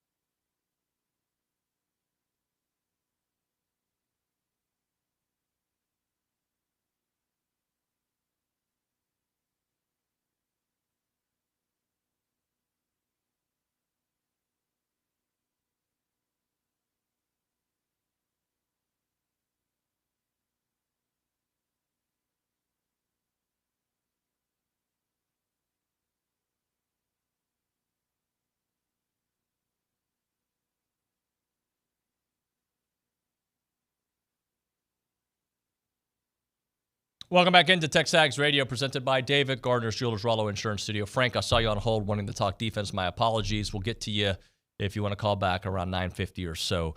Right now, though, let's go to the Brian Foley Law Hotline. Good people can have a bad day. Call Brian Foley at 936-596-0407. Brian Foley Law, serving Houston, the Woodlands, Conroe, and the Brazos Valley. We go there, and that's where we find our buddy, Chris Gordy from Locked On SEC, with the very nice blue headphones there. Gordy, how are you, buddy? I'm good, David. And if you can't see, I'm wearing my Coach O Christmas sweater that says "Hold That Tiger." Now, I know he's no longer coaching in the SEC, but the legend of Coach O lives on. Come on. Yeah, it's funny. Like, I have some negative opinions about Coach O, but I also have some positive opinions about him. When I was at the A&M Miami game, he just walked right by me and was very polite, was engaging, like actually spoke to me before I spoke to him. He's got a little bit of charm. I'll say that, Gordy. Oh, yeah. No, there's no doubt. When you talk to him, you realize how good of a recruiter he was. Years ago when I got to interview him for the first time, after the interview, he goes, "Chris, I got to tell you, man, you have some really good questions, man. That was a good interview." I'm like, "Are you recruiting me right now?" Like he's so charming and that sort of thing. But yeah, I might have to get a new Christmas sweater now. I saw a new one that's out there. It's Lane Kiffin and it says "Come to the Sip." And I was like, man, if the price is right from the Grove Collective, I might actually come to the Sip now because they're getting everybody. They are getting, and I want to get into that with you. But before we do that, let's talk a little bit about some of this smoke with Brian Kelly, right? Well, the smoke starts with Michigan. Jim Harbaugh flirting with the NFL. A lot of people think it's going to happen regardless, right? We'll see. But if that were to happen, and Michigan's first calls to Brian Kelly, are you one of those insiders that believes he would take that gig?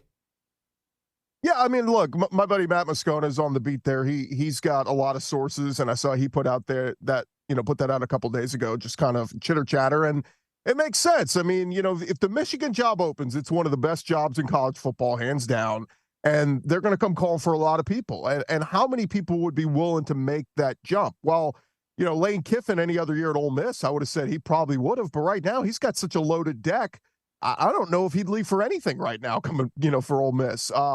Brian Kelly's in a great spot at LSU, but and he's done a great job these first 2 years. He's building. We'll see if he can get over the hump. And, obviously the road gets a lot easier now with, 10-2 gets you in the playoff. Whereas, this year that they get to 9-3 and you're on the outside looking in. So, I do think he likes what he's done at LSU, but I think he's also probably going to be enticed by, my God, all the resources of Michigan, be able to go back up there. I've got familiarity in the area and can recruit and all that kind of stuff. So I do think Kelly would consider it. I don't think it's a lock that, okay, he would absolutely be the guy.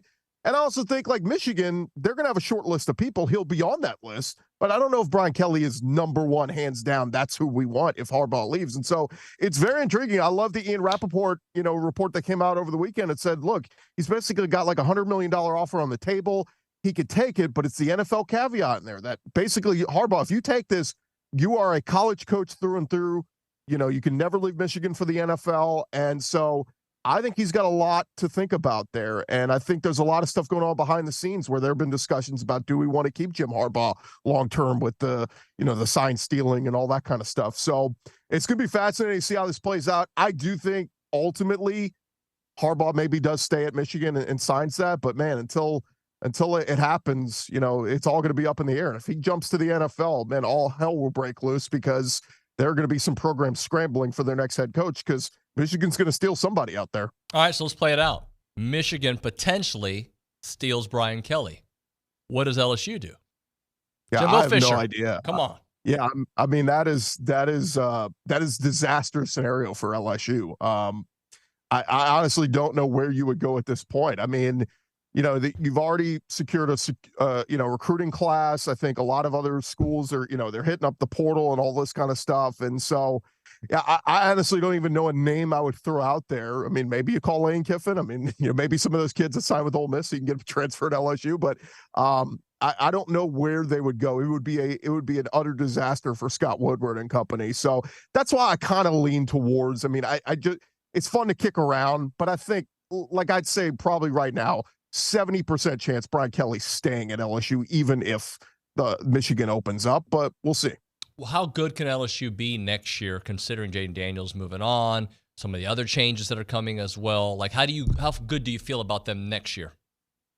Yeah, I mean, the schedule is absolutely brutal for them next year. I don't know why in the world. It's funny. Look at Ole Miss's schedule versus LSU schedule non-conference. Ole Miss's toughest non-conference, they go play Wake Forest. That's their toughest non-conference game.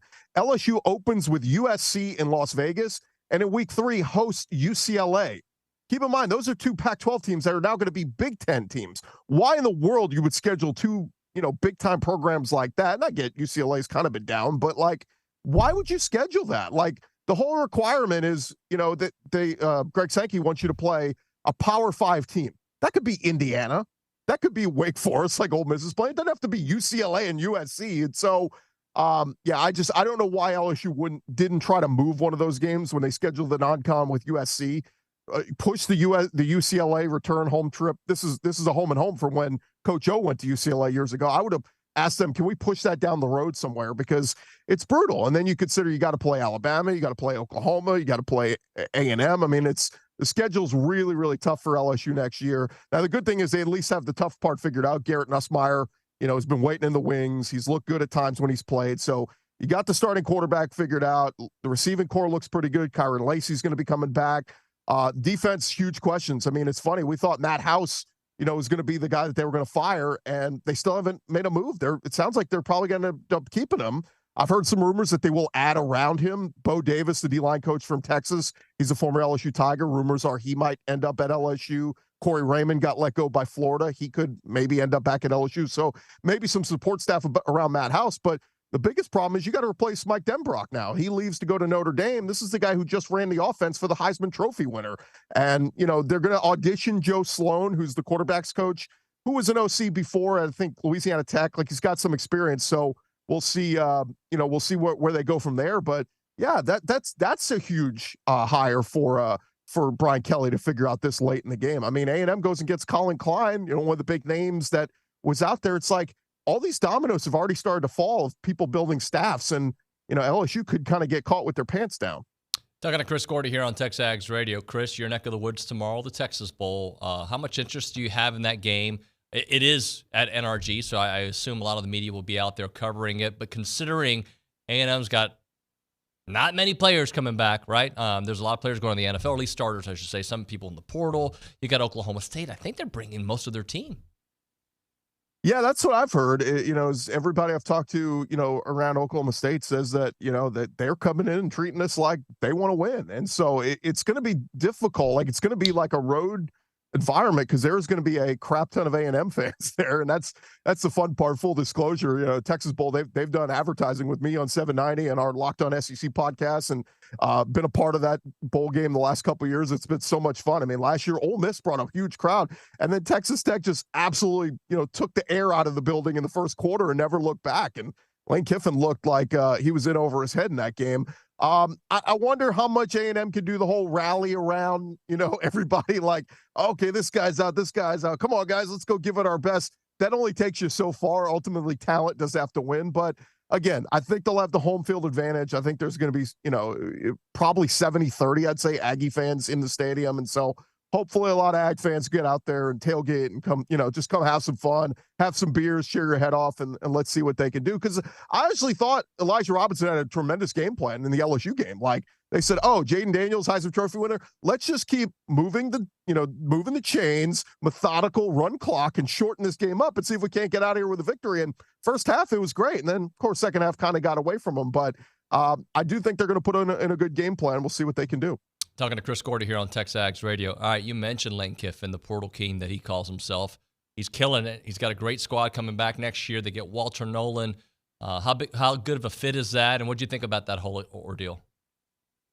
Look, I think, contrary to what Alabama fans will tell you, Pete Golding is a really good defensive coordinator. And I know Alabama fans have these high expectations of, no, we should be holding teams to 3 points a week and all this kind of stuff. He did a pretty damn good job at Alabama. I understand it wasn't perfect, but he's a good defensive mind. And I just thought this year Ole Miss was going to be really bad defensively. I said, look, it's going to take up some time. They don't have the Jimmies and the Joes. They surprised me. The defense was already ahead of schedule. They made some big stops in some big games. And, granted, the LSU game was abysmal, and there were games where the defense was not good, but you kind of saw them laying the foundation. And now they go out and get all these pieces through the portal. On top of, they were already recruiting well, bringing in a good recruiting class with defensive players. But David, like Umar Ellen from Florida, Walter Nolan from A&M, and Tyler Barron from Tennessee, that's the D-line. That could have been, if they all stayed where they were, that could have been the preseason all-SEC defensive line going into next year. Now they're all at Ole Miss. Like, it's just incredible. And then the secondary, you had DeCamerion Richardson, the best cover corner from Mississippi State, Key Lawrence from Oklahoma, Tamarion McDonald from Tennessee, Tavian Nicholson from Illinois. I mean, it's pretty ridiculous what they've done on just the defense. Chris Paul, one of the big tacklers for Oklahoma, he's coming in. He's going to be one of the starting linebackers. So it's a complete overhaul. And then that combined with the schedule, I've been saying this for the longest. Ole Miss, they lose Alabama on the schedule for the first time in forever. That, you know, the schedule sets up for them so nice that I think they avoid Texas and Texas A&M as well. And then, like I said, their toughest non-conference is at Wake Forest. Like, basically, if they can beat Oklahoma and, they do get Georgia at home, which is tough. But, like, even if they lose to Georgia and they split one of at LSU or home for Oklahoma, 10-2 gets Ole Miss in. Like, people are like, oh, could they win the SEC? Could they get to Atlanta? They don't care. That's out the window now. 10-2 gets you into the playoff. And I think that's the floor for Ole Miss next year based on that schedule. At minimum, they should be 10-2, if not 11-1, or maybe even 12-0. Chris, Georgia's got 18 guys in the portal. They just picked up Travis Etienne. What can you tell me about them next year? Are they going to be a last 2-3 years version of Georgia? Yeah, I mean, it's like Alabama for years, right? Like, when you start loading up and you're 3-4 deep at every position, you're going to lose guys.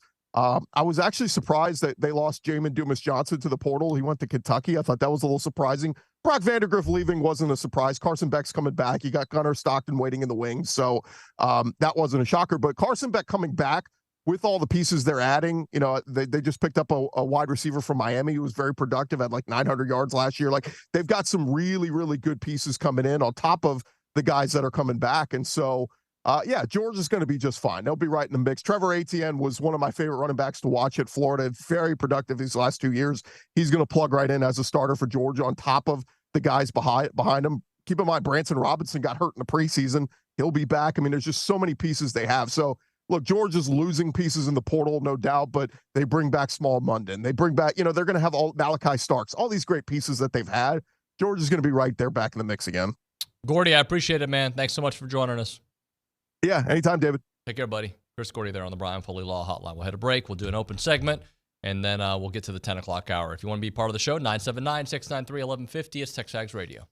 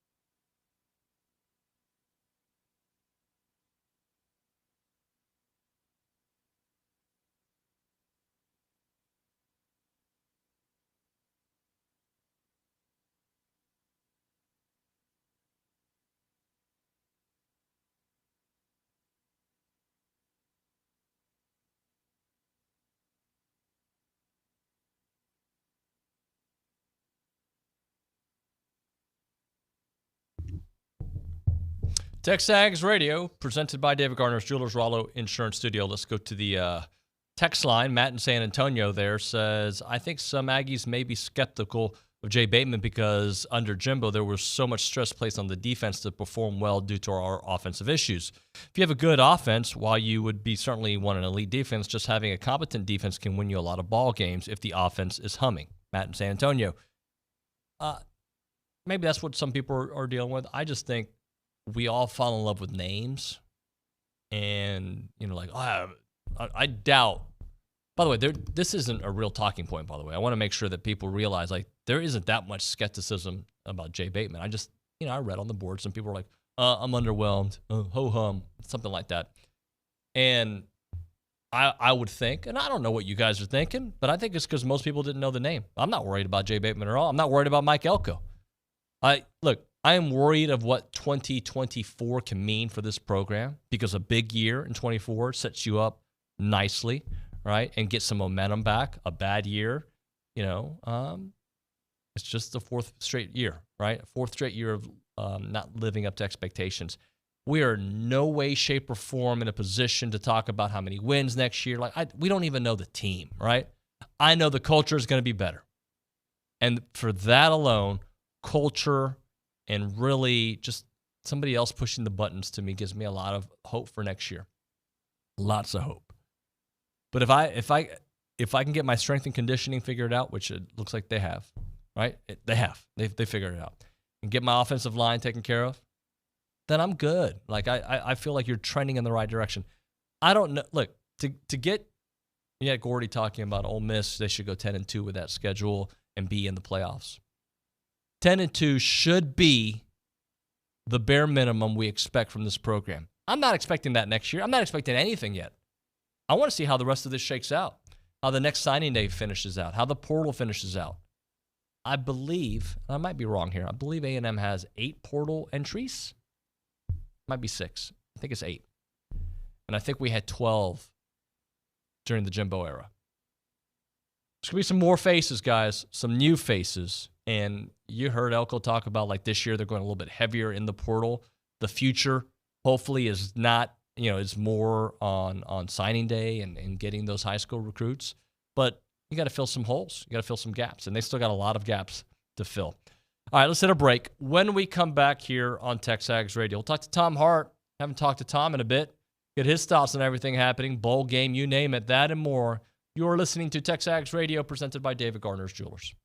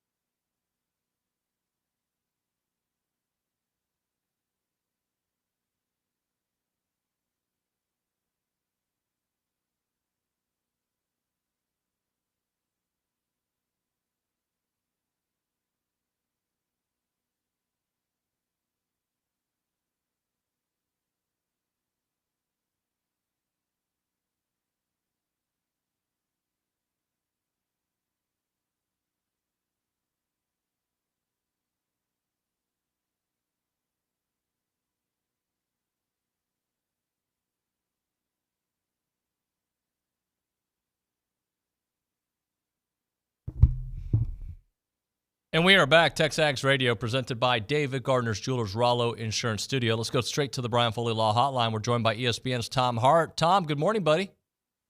David, Merry Christmas. Happy New Year. How are you? I'm great, buddy. What'd you do yesterday? What was the game plan? What was on the Hart agenda?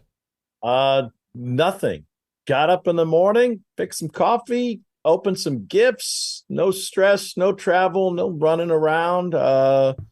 Tried to kick around some Christmas movies. So yeah, that was it. Very, very relaxed. Had a ham and all the fixings, and it's been miserable weather in the southeast around Atlanta. Just cold, not too cold, but raining nonstop. So to me, that's perfect Christmas weather because you don't feel guilty about not leaving the house. Everybody can kind of hang out together. So I'm assuming Home Alone, Christmas Vacation, maybe Die Hard. Was that on the agenda? I pushed really hard for the last two, but I didn't get them. But yes, Home Alone and Home Alone 2 right off the bat. There's also one that's kind of an underground hit that our family discovered when the kids were little. It's How Murray Saved Christmas, which is a pretty short movie, but absolutely hysterical. And we watched the new Ryan Reynolds, Will Ferrell one. It's about ghosts. I forget the name of it, but it's got quite the twist at the end. And if you like musicals within your home movies and TV shows, I would highly recommend it. By the way, Home Alone, I didn't know this until maybe 2 or 3 years ago, but they've made a lot more Home Alones with like randos, like people that, who is this dude playing Kevin McAllister? That's not Macaulay Culkin. There's a bunch of different versions. Yeah, you can go Home Alone 1 and Home Alone 2. And then after that, just shut it down because it's like the fake Spider-Man that you see at Comic-Con. Like he doesn't really have any superpowers. Try to jump building to building, he'd fall and smash his face. So just avoid everything past number 2. I know this next question, it kind of depends on your situation, right? But what do you think is more important in today's college football world? Retaining your own players or getting new players from the portal? Obviously, if you're Georgia, retaining sounds great, right? Like if you're, but also bringing in that extra piece. But is there a formula that you think that would work for programs? It's somewhere, that formula, the happy place is somewhere between Dabo and Lane, because that's as wide as the gap gets. I think Clemson, last I checked, brought in one portal guy this last, I know it's not closed yet. It closes January 2nd, I believe. And then Kiffin obviously retooled his entire roster. A&M fans are fully aware of that. I think it's a lot easier, talking to coaches, and certainly financially more viable to retain the talent that you have. Now, that takes into account the fact that you did the work on the front end from a high school perspective and you got the right kind of guys into your program.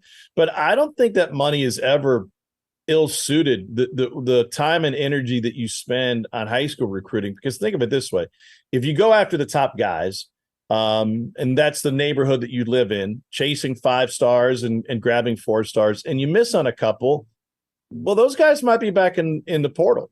So those relationships that you've already built, then you can come back to after a year or two and maybe come back to the campus, especially local guys, especially like from A&M's perspective, somebody from Houston, for example.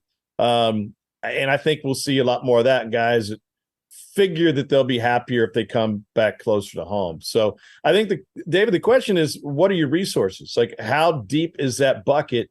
And can you afford to run your team like George Steinbrenner, which is, let's just go grab another free agent. And if the draft doesn't work out, that's fine. We'll start trying to hit home runs with guys. Let's go get Giambi from the A's. They can't afford him anymore. We can. And if your bucket isn't that deep and you have to be a little bit more choosy, then yeah, it's a lot financially. It makes more sense to try to retain the talent that you brought in. Tom, considering A&M's had 3 straight subpar years, right? One really bad year and a couple of, down years. How do you think they've handled this offseason? That's kind of like asking, how good is a firefighter at his job, right? I mean, the first question is, did you get the fire out? Did you put out the fire? And if you did that, you did your job. But also, did you save the kitten? Is there anything that we can keep from the charred ruins that you were able to put out the fire. I think they did great. I think Mike Elko is going to be a stabilizing force. I don't know if you can really be concerned from a recruiting and personnel standpoint yet, because I think the first thing was put out the fire, and Mike Elko came in and he did that, and they've got a great foundation to build from. I didn't keep up because I really don't have the bandwidth to do this, and it's lost so much importance over the years. Like, what does signing day look like right now for A&M? What was that haul like? It was good. It was good considering. I forget what they didn't bring in as many guys as they would like, but I think the ratings were really high. If you kind of break it down between Texas, Georgia, and the top schools, Alabama, A&M's star rating was pretty high up there. It's not perfect. You lost some guys, but you retained some dudes too, and there's still time. I think overall though, like when you change the formula, right? And there's going to be some things that go down because of that, but things were going down anyway. If you would have stayed with Jimbo, things were going to go down. I think they did a really good job retaining a bunch of the recruits, and now they've added some nice pieces in the portal. Still not over. I think it's going well. I'll say this. I've been a Mike Elko fan for a long time, and got to know him fairly well on his first trip through A&M. And then we just called the Duke Bowl game a couple of days ago on Saturday. And talking with people in that program, and it's typically lip service when they talk about the brotherhood and the camaraderie and all that stuff. I believed it. I mean, I'm full buy-in into what he built at Duke. They had a handful of guys that are going into the portal, and that's expected when your head coach leaves and takes other coaches with them. But they played in the game for the most part. They had two guys, obviously the quarterback going to Notre Dame, defensive end going to Notre Dame, opted out of the bowl game. But I think they had 6 other players that are in the portal, numerous guys who are transferring within the conference. And I asked their coaching staff, I said, it seems odd to me that you have players that are moving within the conference, yet you're going to keep them on the roster through the bowl game, and they're welcome to stay and feel welcomed enough to stay.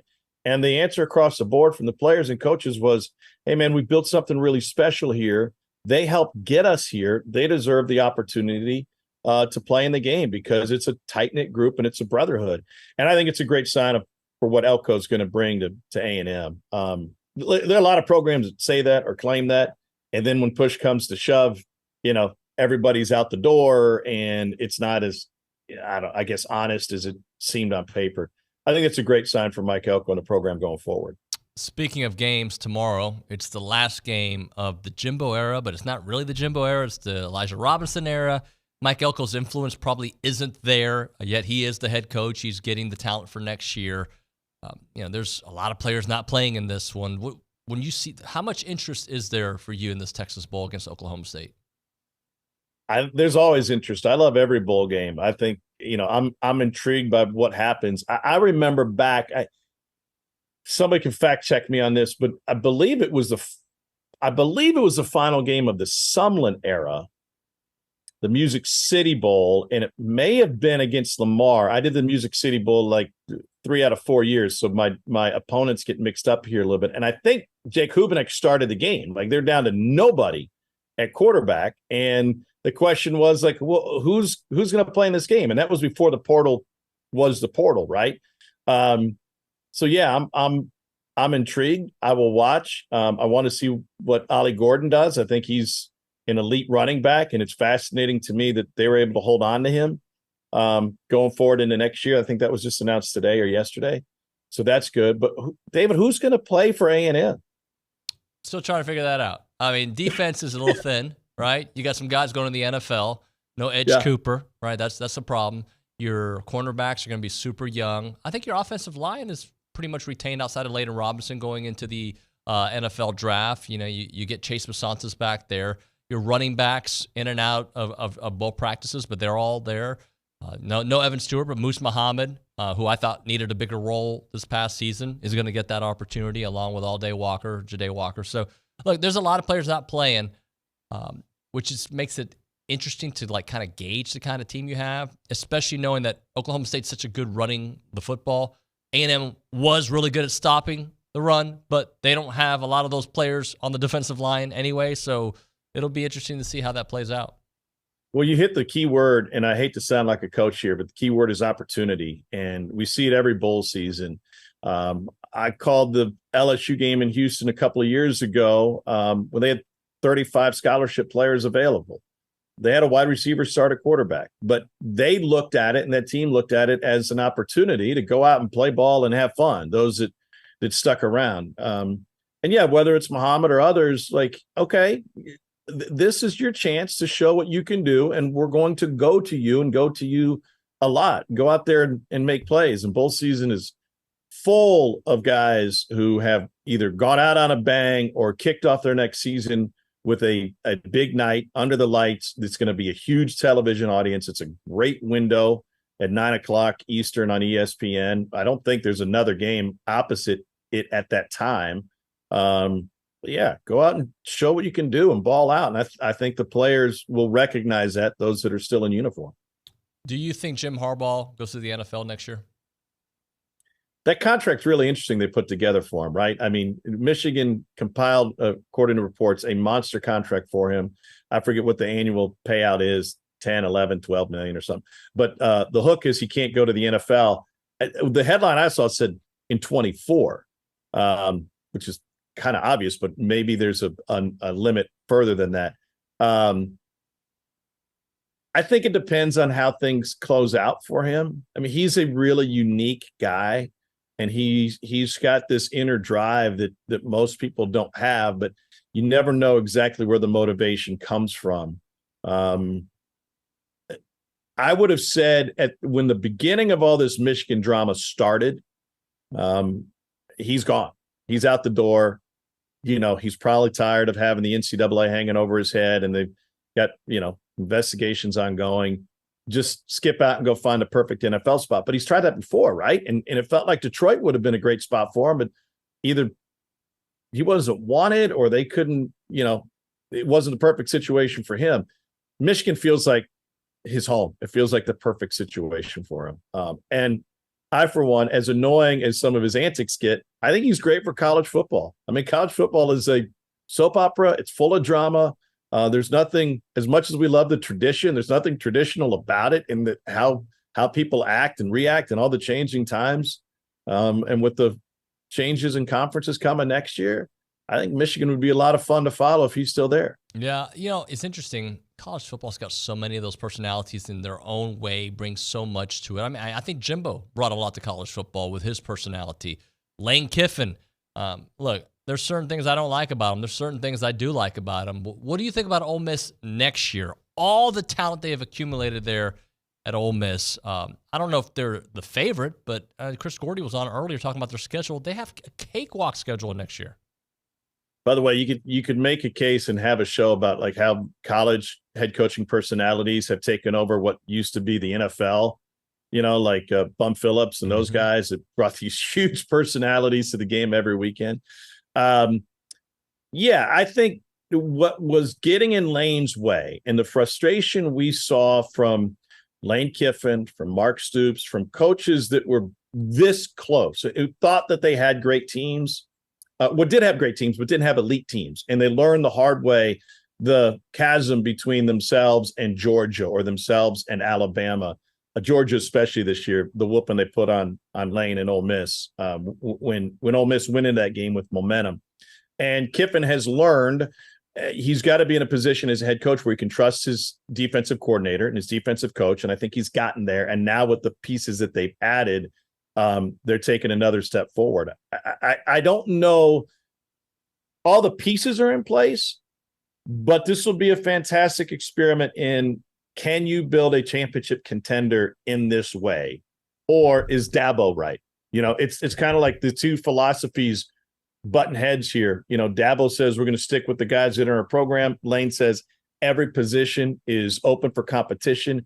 And if you're not good enough, we'll go find somebody. And I guarantee you they'll add more guys when the spring portal opens. I don't doubt it. I think they're in a great position to put up a lot of wins, even with the, even with the conference changing.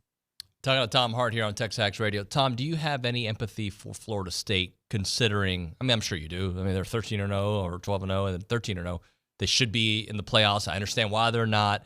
Now they're talking about leaving the ACC, and legally, I don't even know how possible it is. You've got Rodemaker entering the portal here right before the Orange Bowl. Just, it's a weird situation, isn't it? Yeah, I have empathy certainly for the players and for the staff members that thought that they did enough and they did everything within their power to make it into the college football playoff.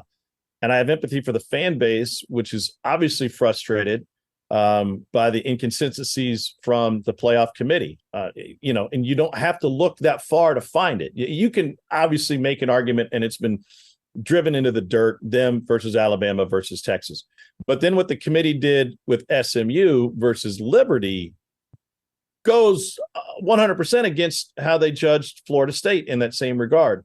So I absolutely understand that frustration, and I think they have a right to be ticked off. Where that empathy ends, though, is this frustration they've had with their league and being so public about it. There's a right way to go through your business. There's a wrong way to do it.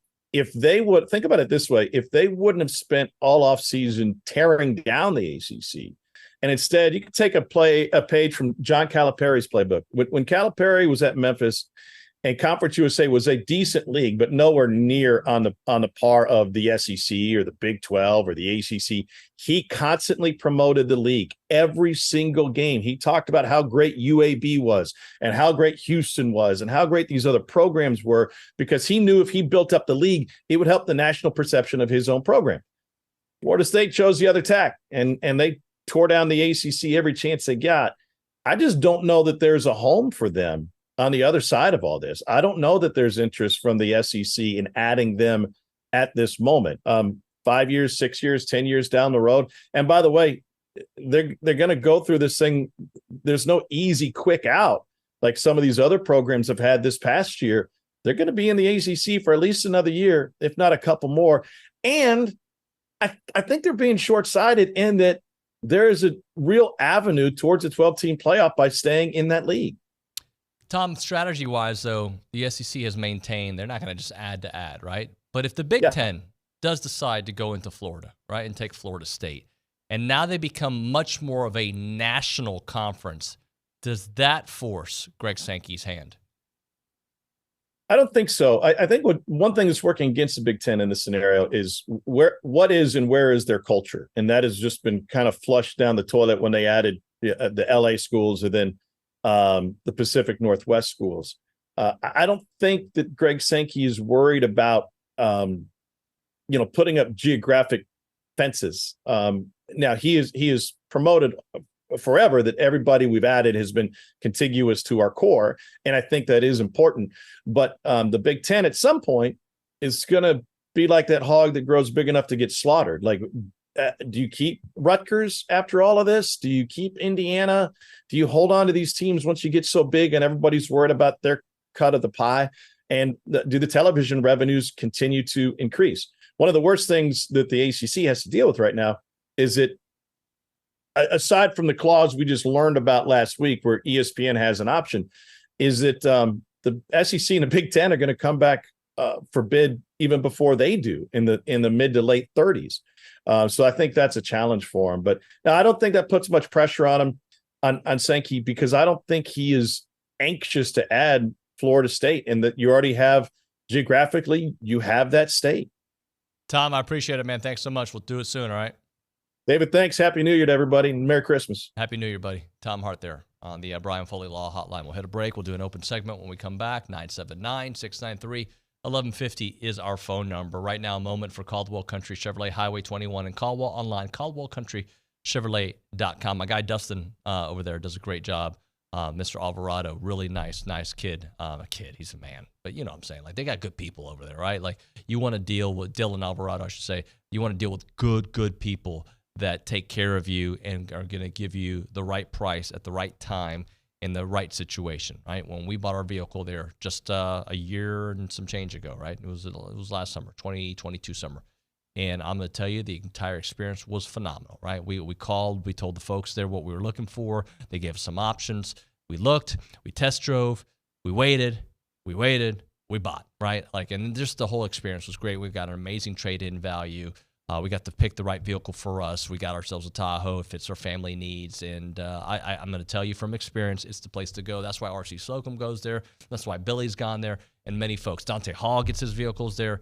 It is a reason. And we love doing business there with Caldwell Country Chevrolet, who are a proud supporter of Aggie Athletics, by the way. Not a far drive. We're talking about a 15-minute drive, the very edge of Bryan to the very beginnings of Caldwell. 15-minute drive. But I'm going to tell you, you're going to experience the difference when you step on the lot and do business with the good people there at Caldwell Country Chevrolet. Highway 21 in Caldwell, online, caldwellcountrychevrolet.com.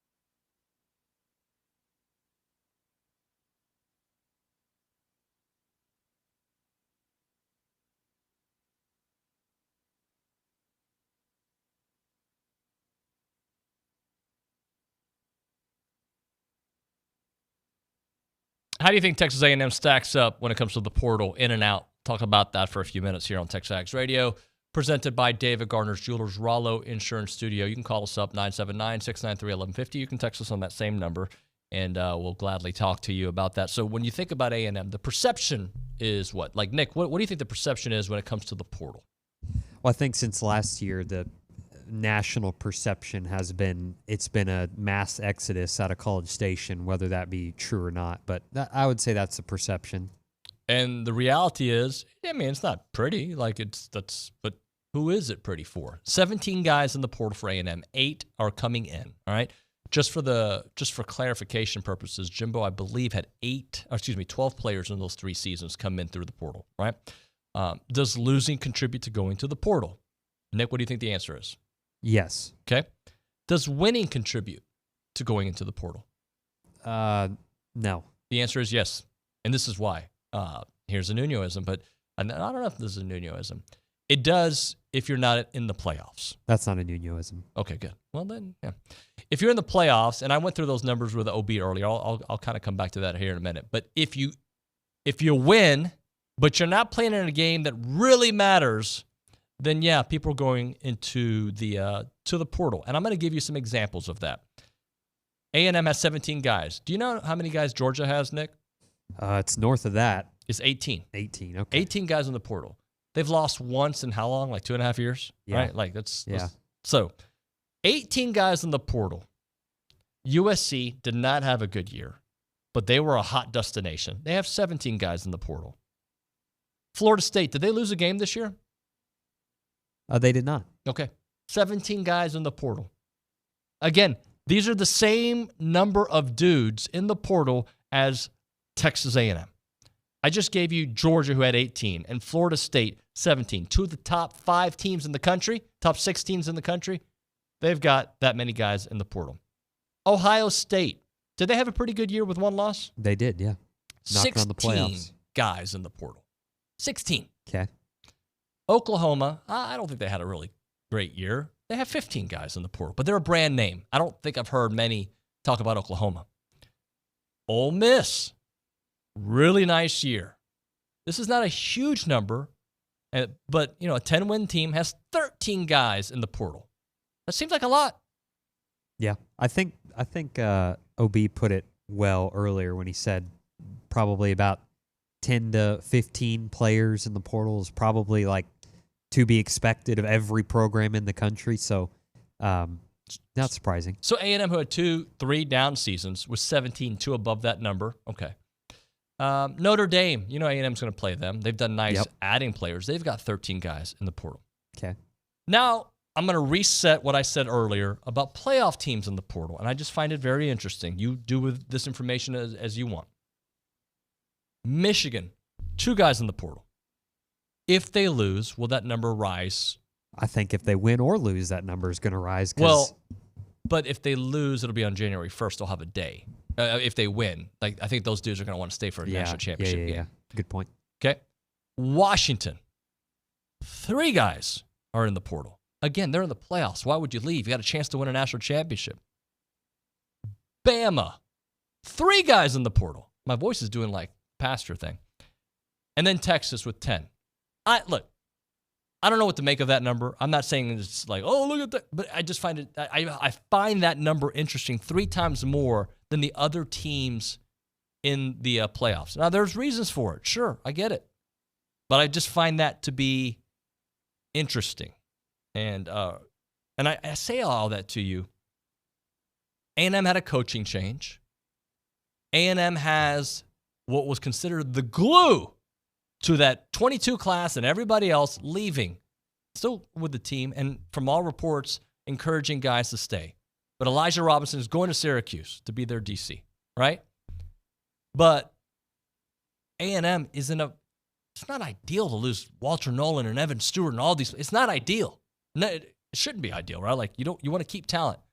But it ain't that different than other places. I guess that is my point. They've had 3 bad seasons.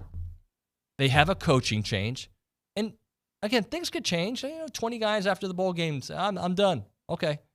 Now, where it hurts more for A&M, especially when it comes to the Oklahoma State game, is you've got your best players going into the NFL draft. Edge Cooper going in the draft, right? That hurts that defense. McKinley Jackson going in the draft. Layden Robinson, I wouldn't say he's a very nice player going in the draft, but that line had their issues, right? But you look at those numbers, A&M is in I won't call it a fine spot, but it's just kind of is what it is right now in college football. They're right there. It feels like this mass exodus. Look at all the people leaving. That's, if you read stuff, that's what it sounds like. Bro, Georgia's got more. Yeah, and I'd be willing to, I don't think anyone's going to do this, but if you went and looked at, every single school and how much playing time each player got, obviously it's varies. And with the coaching change at A&M, like guys like Evan Stewart, Walter Nolan, big pieces leaving, it sucks, kind of expected. But like last year especially, if you went and looked at A&M's transfers out. Mostly depth guys who really didn't see the field. And if you look at what they did this year on their new teams, didn't really play very much outside of Haynes King. But, I mean, I would be willing to bet that's the case at most of these places. You know, maybe outside of Ohio State, who's losing their starting quarterback for whatever reason. But, you know, most transfers out are going to be guys looking for playing time, you know, maybe that were on the 2 deep or, you know, 3, 4, 4th string or something like that. Yep. All true. All absolutely true. And I'm going to read this text because maybe during the break, Christmas break, some people didn't hear it. But Ross from east of East Texas says, maybe it was a misspeak, but did David N. just say Basantis will be returning? Yeah, he's back. Then he followed it up. So he's out of the portal. Yeah, he's out of the portal. He's good to go. He's practicing with the team. Chase Basantis, that's a big return for Texas A&M. So another one to be excited about. I believe we'll talk a little Aggie basketball when we come back. I haven't heard from John Pugliese, but I think we have him coming up next. We'll do that. If not, I got some other stuff planned for you. It'll be fun. We'll talk some football. We'll talk some basketball. We'll talk it all. If you want to be a part of the discussion, you can do it multiple ways. 979-693-1150 is the phone number on the Brian Foley Law Hotline, and, of course, the text line as well. You're listening to TexAgs Radio, presented by David Gardner's Jewelers.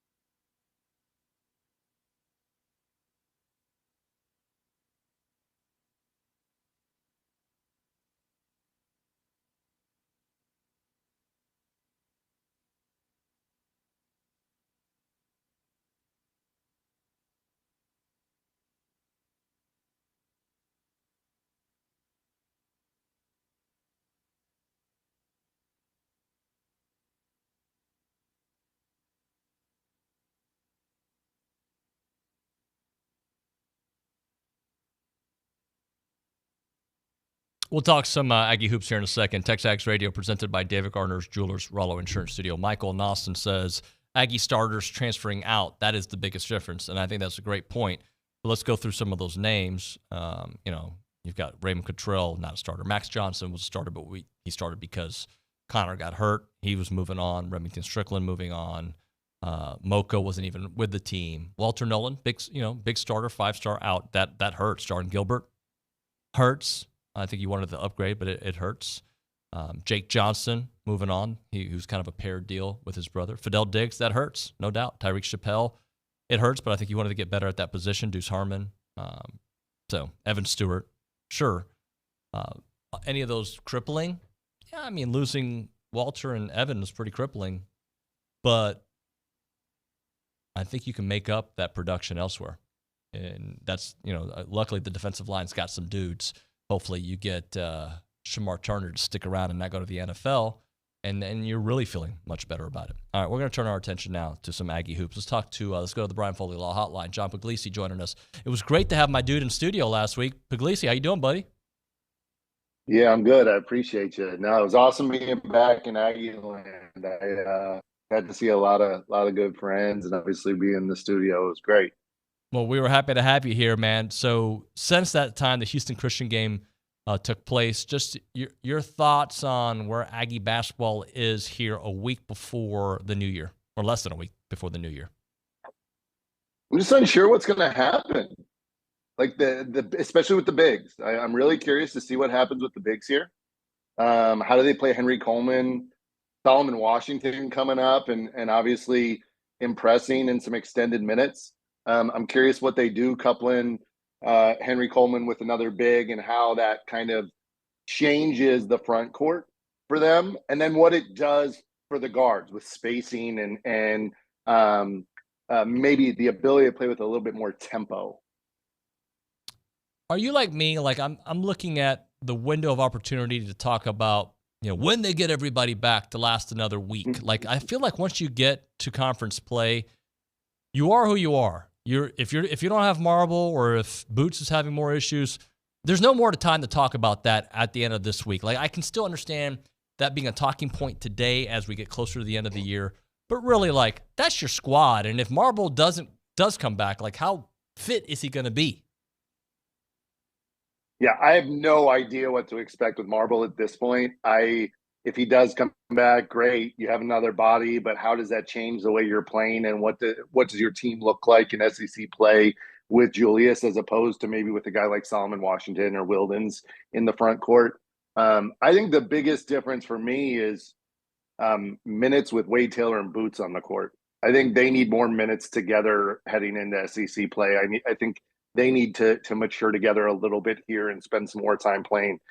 As good as this schedule has been, right? They've lost 4 out of 6 when you're talking about playing against some really elite competition as well. As good as the schedule's been, playing in the gauntlet that is SEC play, and really a lack of separation by anyone. Conference, obviously, Ole Miss, maybe they played good basketball. Kentucky's played good basketball. There are a few teams who are doing some good things, but really, for the most part, everyone's struggling a little bit. What does this team look like in a couple games once SEC play gets going? You are who you are at that point. I think the thing about Buzz is he's going to tell it like it is for the most part. See it on the court. Do they have their dudes? Don't they? And do these guys really step up to the challenge or not? I expect them to, because I expect Wade Taylor to really impress in SEC play. But these guys have shown that injury away, and that could do some damage if that's the case for the Aggies. Talking to John Pugliese here on TexAgs Radio. When you look at this team, without really talking about the potential personnel situation, what do you think is the biggest issue this year from a coach's perspective? I think trying to combine guys who are similar. So when you look at their guards, right? You have Wade Taylor, Jace Carter, Boots. Even Hayden Hefner. He's become more of a spot up catch and shoot guy. But even Hayden in the past, it wasn't like he was a knockdown 3-point shooter. You got a bunch of dudes who do the same exact thing. And Wade obviously does it at a different level. Boots might do it at a different level, but there's a lot of guys who are similar. It's the same way in the front court. Anderson Garcia, Solomon Washington, Henry Coleman, even Wildens. Like, these aren't, for the most part, stretch shooters. So it's a bunch of dudes in the front court who are the same exact player. Not a whole lot of separation. I think you're getting to see some role definition, especially with Hayden Hefner's ability to shoot the three a little bit this year. But for the most part, you have a lot of guys who are similar. And I think that's the thing that really stands out to me when I watch this Aggie team. I thought they would have a little bit different roster here, kind of role definition, but it's really a bunch of dudes who can do the same thing. Talking to John Pugliese here on TexAgs Radio, presented by David Gardner's Jewelers. All right, so they got one game before LSU, right? And they're going to have a little break in between both, right? So at this point, is it about getting your mind and your bodies right for conference play with a little bit of a layoff, considering how often they were playing and how often they were playing on the road? Yeah, I mean, you probably your players have probably been home for the last couple of days. You know, they probably are coming back into town a day or two before this next game. And I think they're trying to, they'll try and get some good practices in, get these guys going, win the game and move on. Like, let's get through this game without any issues. Let's move on, get as many guys some court time as you can to work the rust off. And then you practice hard. Like, then the next couple days after this game are tough, just beating each other up in practice, going at it, so that you prepare your body for SEC play, you prepare your mind for the competition that is SEC play and LSU. And I think you just got to get through this one, get healthy, and then really just get after it, because you only got a couple months to make a run. This team needs to make a run. They're going to have to make a run in SEC play. That is absolutely for real in order to really help their seeding, especially with the lack of separation in the SEC conference. It's going to be a fun conference play. I'm excited to watch it. It's interesting, because when I first thought of the SEC, I thought they were going to be this gauntlet. Then I saw some of the things happening in the non-conference, and I'm like, no, it's not going to be as hard as I thought. And now I look back at it like, dude, every team's the same. They're all 9-3 and 8-4, except for Ole Miss and I think South Carolina, Mississippi State up top. But now it feels like it is what I thought it was going to be. I think the SEC is always what it is. Nationally, you get this couple months of people saying, oh, SEC's not great. It's not a great league right this year. The Big 12 always has, 5, 6, 7 teams ranked. And then what happens? 7, 8 teams make the conference tournament from the SEC, because you just beat each other up so much. And basketball is different than football. There are enough games to beat each other up home and away that it's okay if you lose one of those games in conference. It's all right if you're just beating each other up. At the end of the year, all the metrics and all that stuff kind of plays out, and you say, this league is pretty good. We probably should get some teams into the NCAA tournament. Who's a player that you've seen in the non-conference grow? Man, I didn't expect that from him this year. I've been as hard on Hayden Hefner as anyone. I mean, going back to last year and the year before, I think primarily because of what people wanted Hayden Hefner to be, which was just a catch-and-shoot three-point shooter. That's really not what he was, and I've been tough on him. I've been really impressed with his maturity, his ability to mature his game, to grow his game. Hayden is he's a plus athlete. If Hayden Hefner, I'm gonna do a little bit of a comparison here. Brandon Podziemski, right, from the Golden State Warriors. I don't know how to say his last name, actually. He goes to Illinois. He plays very little basketball. He has 17 do not plays. He, only plays in garbage time. He transfers to Santa Clara. He becomes a mid-major All-American, and he gets drafted by the Golden State Warriors. He's in the Warriors rotation 2 years later, a year later, right? Hayden Hefner, if he wasn't at A&M, not saying he would be that, but Hayden Hefner would be a mid-major dude averaging 15 to 20 points a game somewhere. This guy is good. He is really good. He fits a role here. And I think that's the most impressive thing to me. Hayden Hefner has figured out his role, knows what he's good at, and now he's grown a little bit. His ability to catch and shoot has gotten better. So I'm really impressed with Hayden Hefner. And I think he's grown here, right, in his mind. He knows who he is, and he's gotten better at who he is. No doubt. I mean, this is a guy who, spot minutes was coming out. If you go back, the last couple of years, he makes a mistake, he's out the game. He makes a mistake, he's out the game. This is a guy who has matured himself, who has slowed down and can defend. He rebounds it a little bit, but he's just really, really bright. And role definition's the biggest issue college basketball coaches have because everyone wants to be the dude. Hayden Hefner knows what he is. He does that well. And I think him and Buzz really vibe on that. And I think it just makes a lot of sense for him to continue to grow in this program. 2 years ago, we did this show, and we're like, Q Jackson, he looks like an NBA player, has turned into an NBA player. Last year, I was raving about Dexter Dennis. You were too, right? And he's now thriving, as a two-way player. Is there anybody on this roster you're like, that could be an NBA player? Because I don't feel like we have that same kind of – those conversation points have not come out as much this year. Yeah, I'm not quite sure. I don't think this team has the explosive NBA athlete the way that Quentin Jackson really stood out, and obviously Dexter Dennis stood out. I think this team has some good players. I actually wouldn't be surprised if a guy like Solomon Washington with maturation doesn't come into his own and really find a niche, that kind of 3-and-D guy, that guy who can guard multiple positions. But I don't think there's a standout guy right now that's an NBA guy. I think Wade Taylor is probably going to be a G League MVP kind of guy or play overseas, especially early in his career, though his ability to make shots, the NBA likes shot makers. So it's possible, and he can do it from range. So I'm not sure there's a definite guy, but I think they've got a couple guys who obviously they can play and they've got bright futures. You see Anderson Garcia playing at the next level somewhere? Yeah, I actually when I think Solomon Washington, I also think Anderson Garcia. I just think they're very similar in kind of makeup, and I think their maturation, it's really predicated on what Henry Coleman does. These two guys could be starting together, and you'd see a very different A&M lineup without Henry Coleman in the game. And so I think Solomon Washington and Anderson Garcia, those guys are very similar in that makeup that they could both come onto the scene with a flurry, and NBA GMs and scouts be like, wow, look at this length, look at this size, the ability to get up and down the court.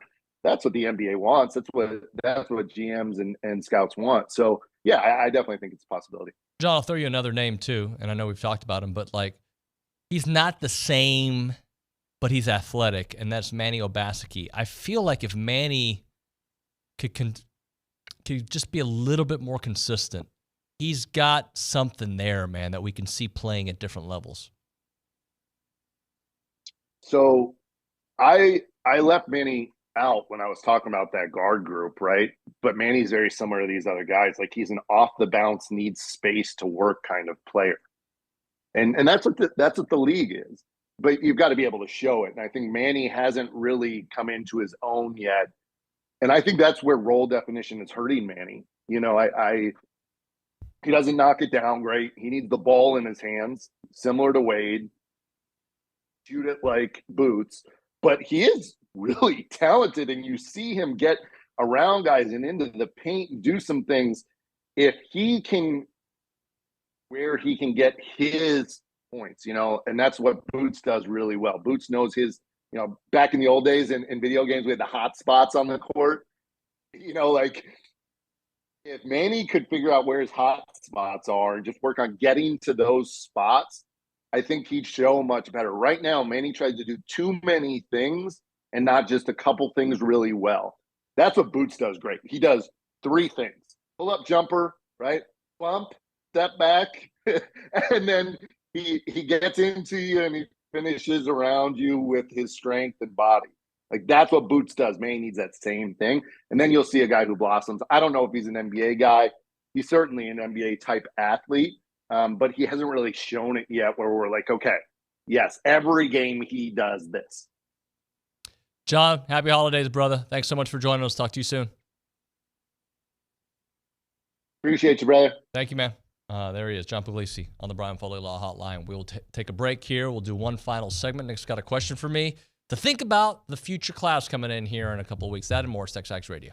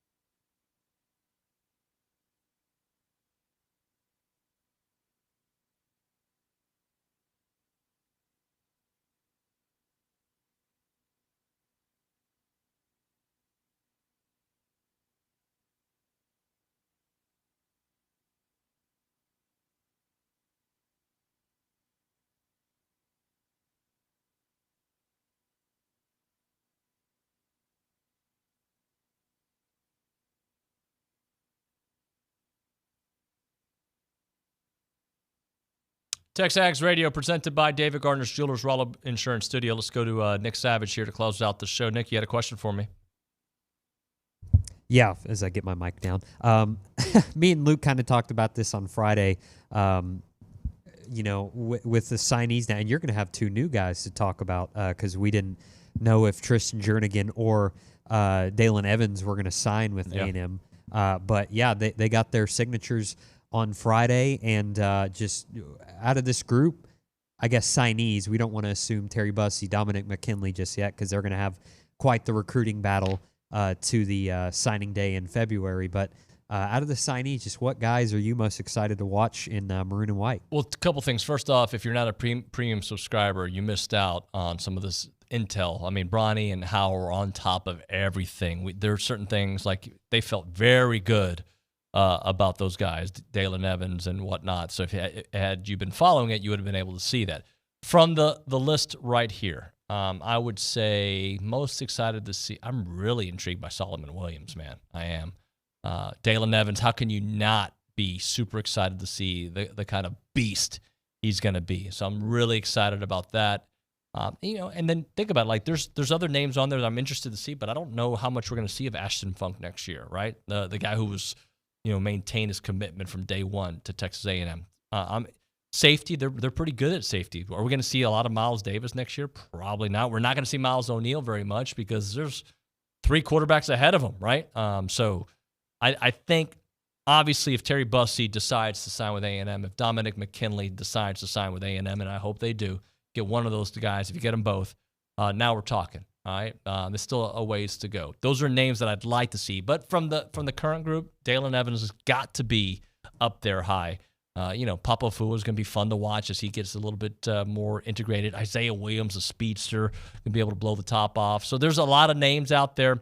But, thinking of 2024, Dalen Evans seems to be the name that I go with.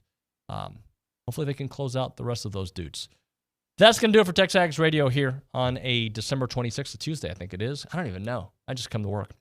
My thanks to Justin Lanham breaking down some hoops. My thanks to John Pugliese, Tom Hart. They were all great. Chris Gordy, love that SEC conversation with him. And, of course, Olin Buchanan, who was awesome as always. Great performance. I don't know why I call it a performance. Great time. Tomorrow on the program, should have Bronny. We should have Lucci. What else do we? Oh, John Harris. Those are all guys we should be having on the program. It should be an awesome one, and we'll get you ready for the Texas Bowl, right? Like, I know there's been some, like, not apprehension, but, you want to see it, but you're like, that place is going to be packed with Aggies. As Olin said earlier today, when that game starts, it's going to be on. And hopefully they can stop that running game and leave the 2023 season with a big smile on their face. That's going to do it for TexAgs Radio here on a Tuesday. We'll see you all mañana.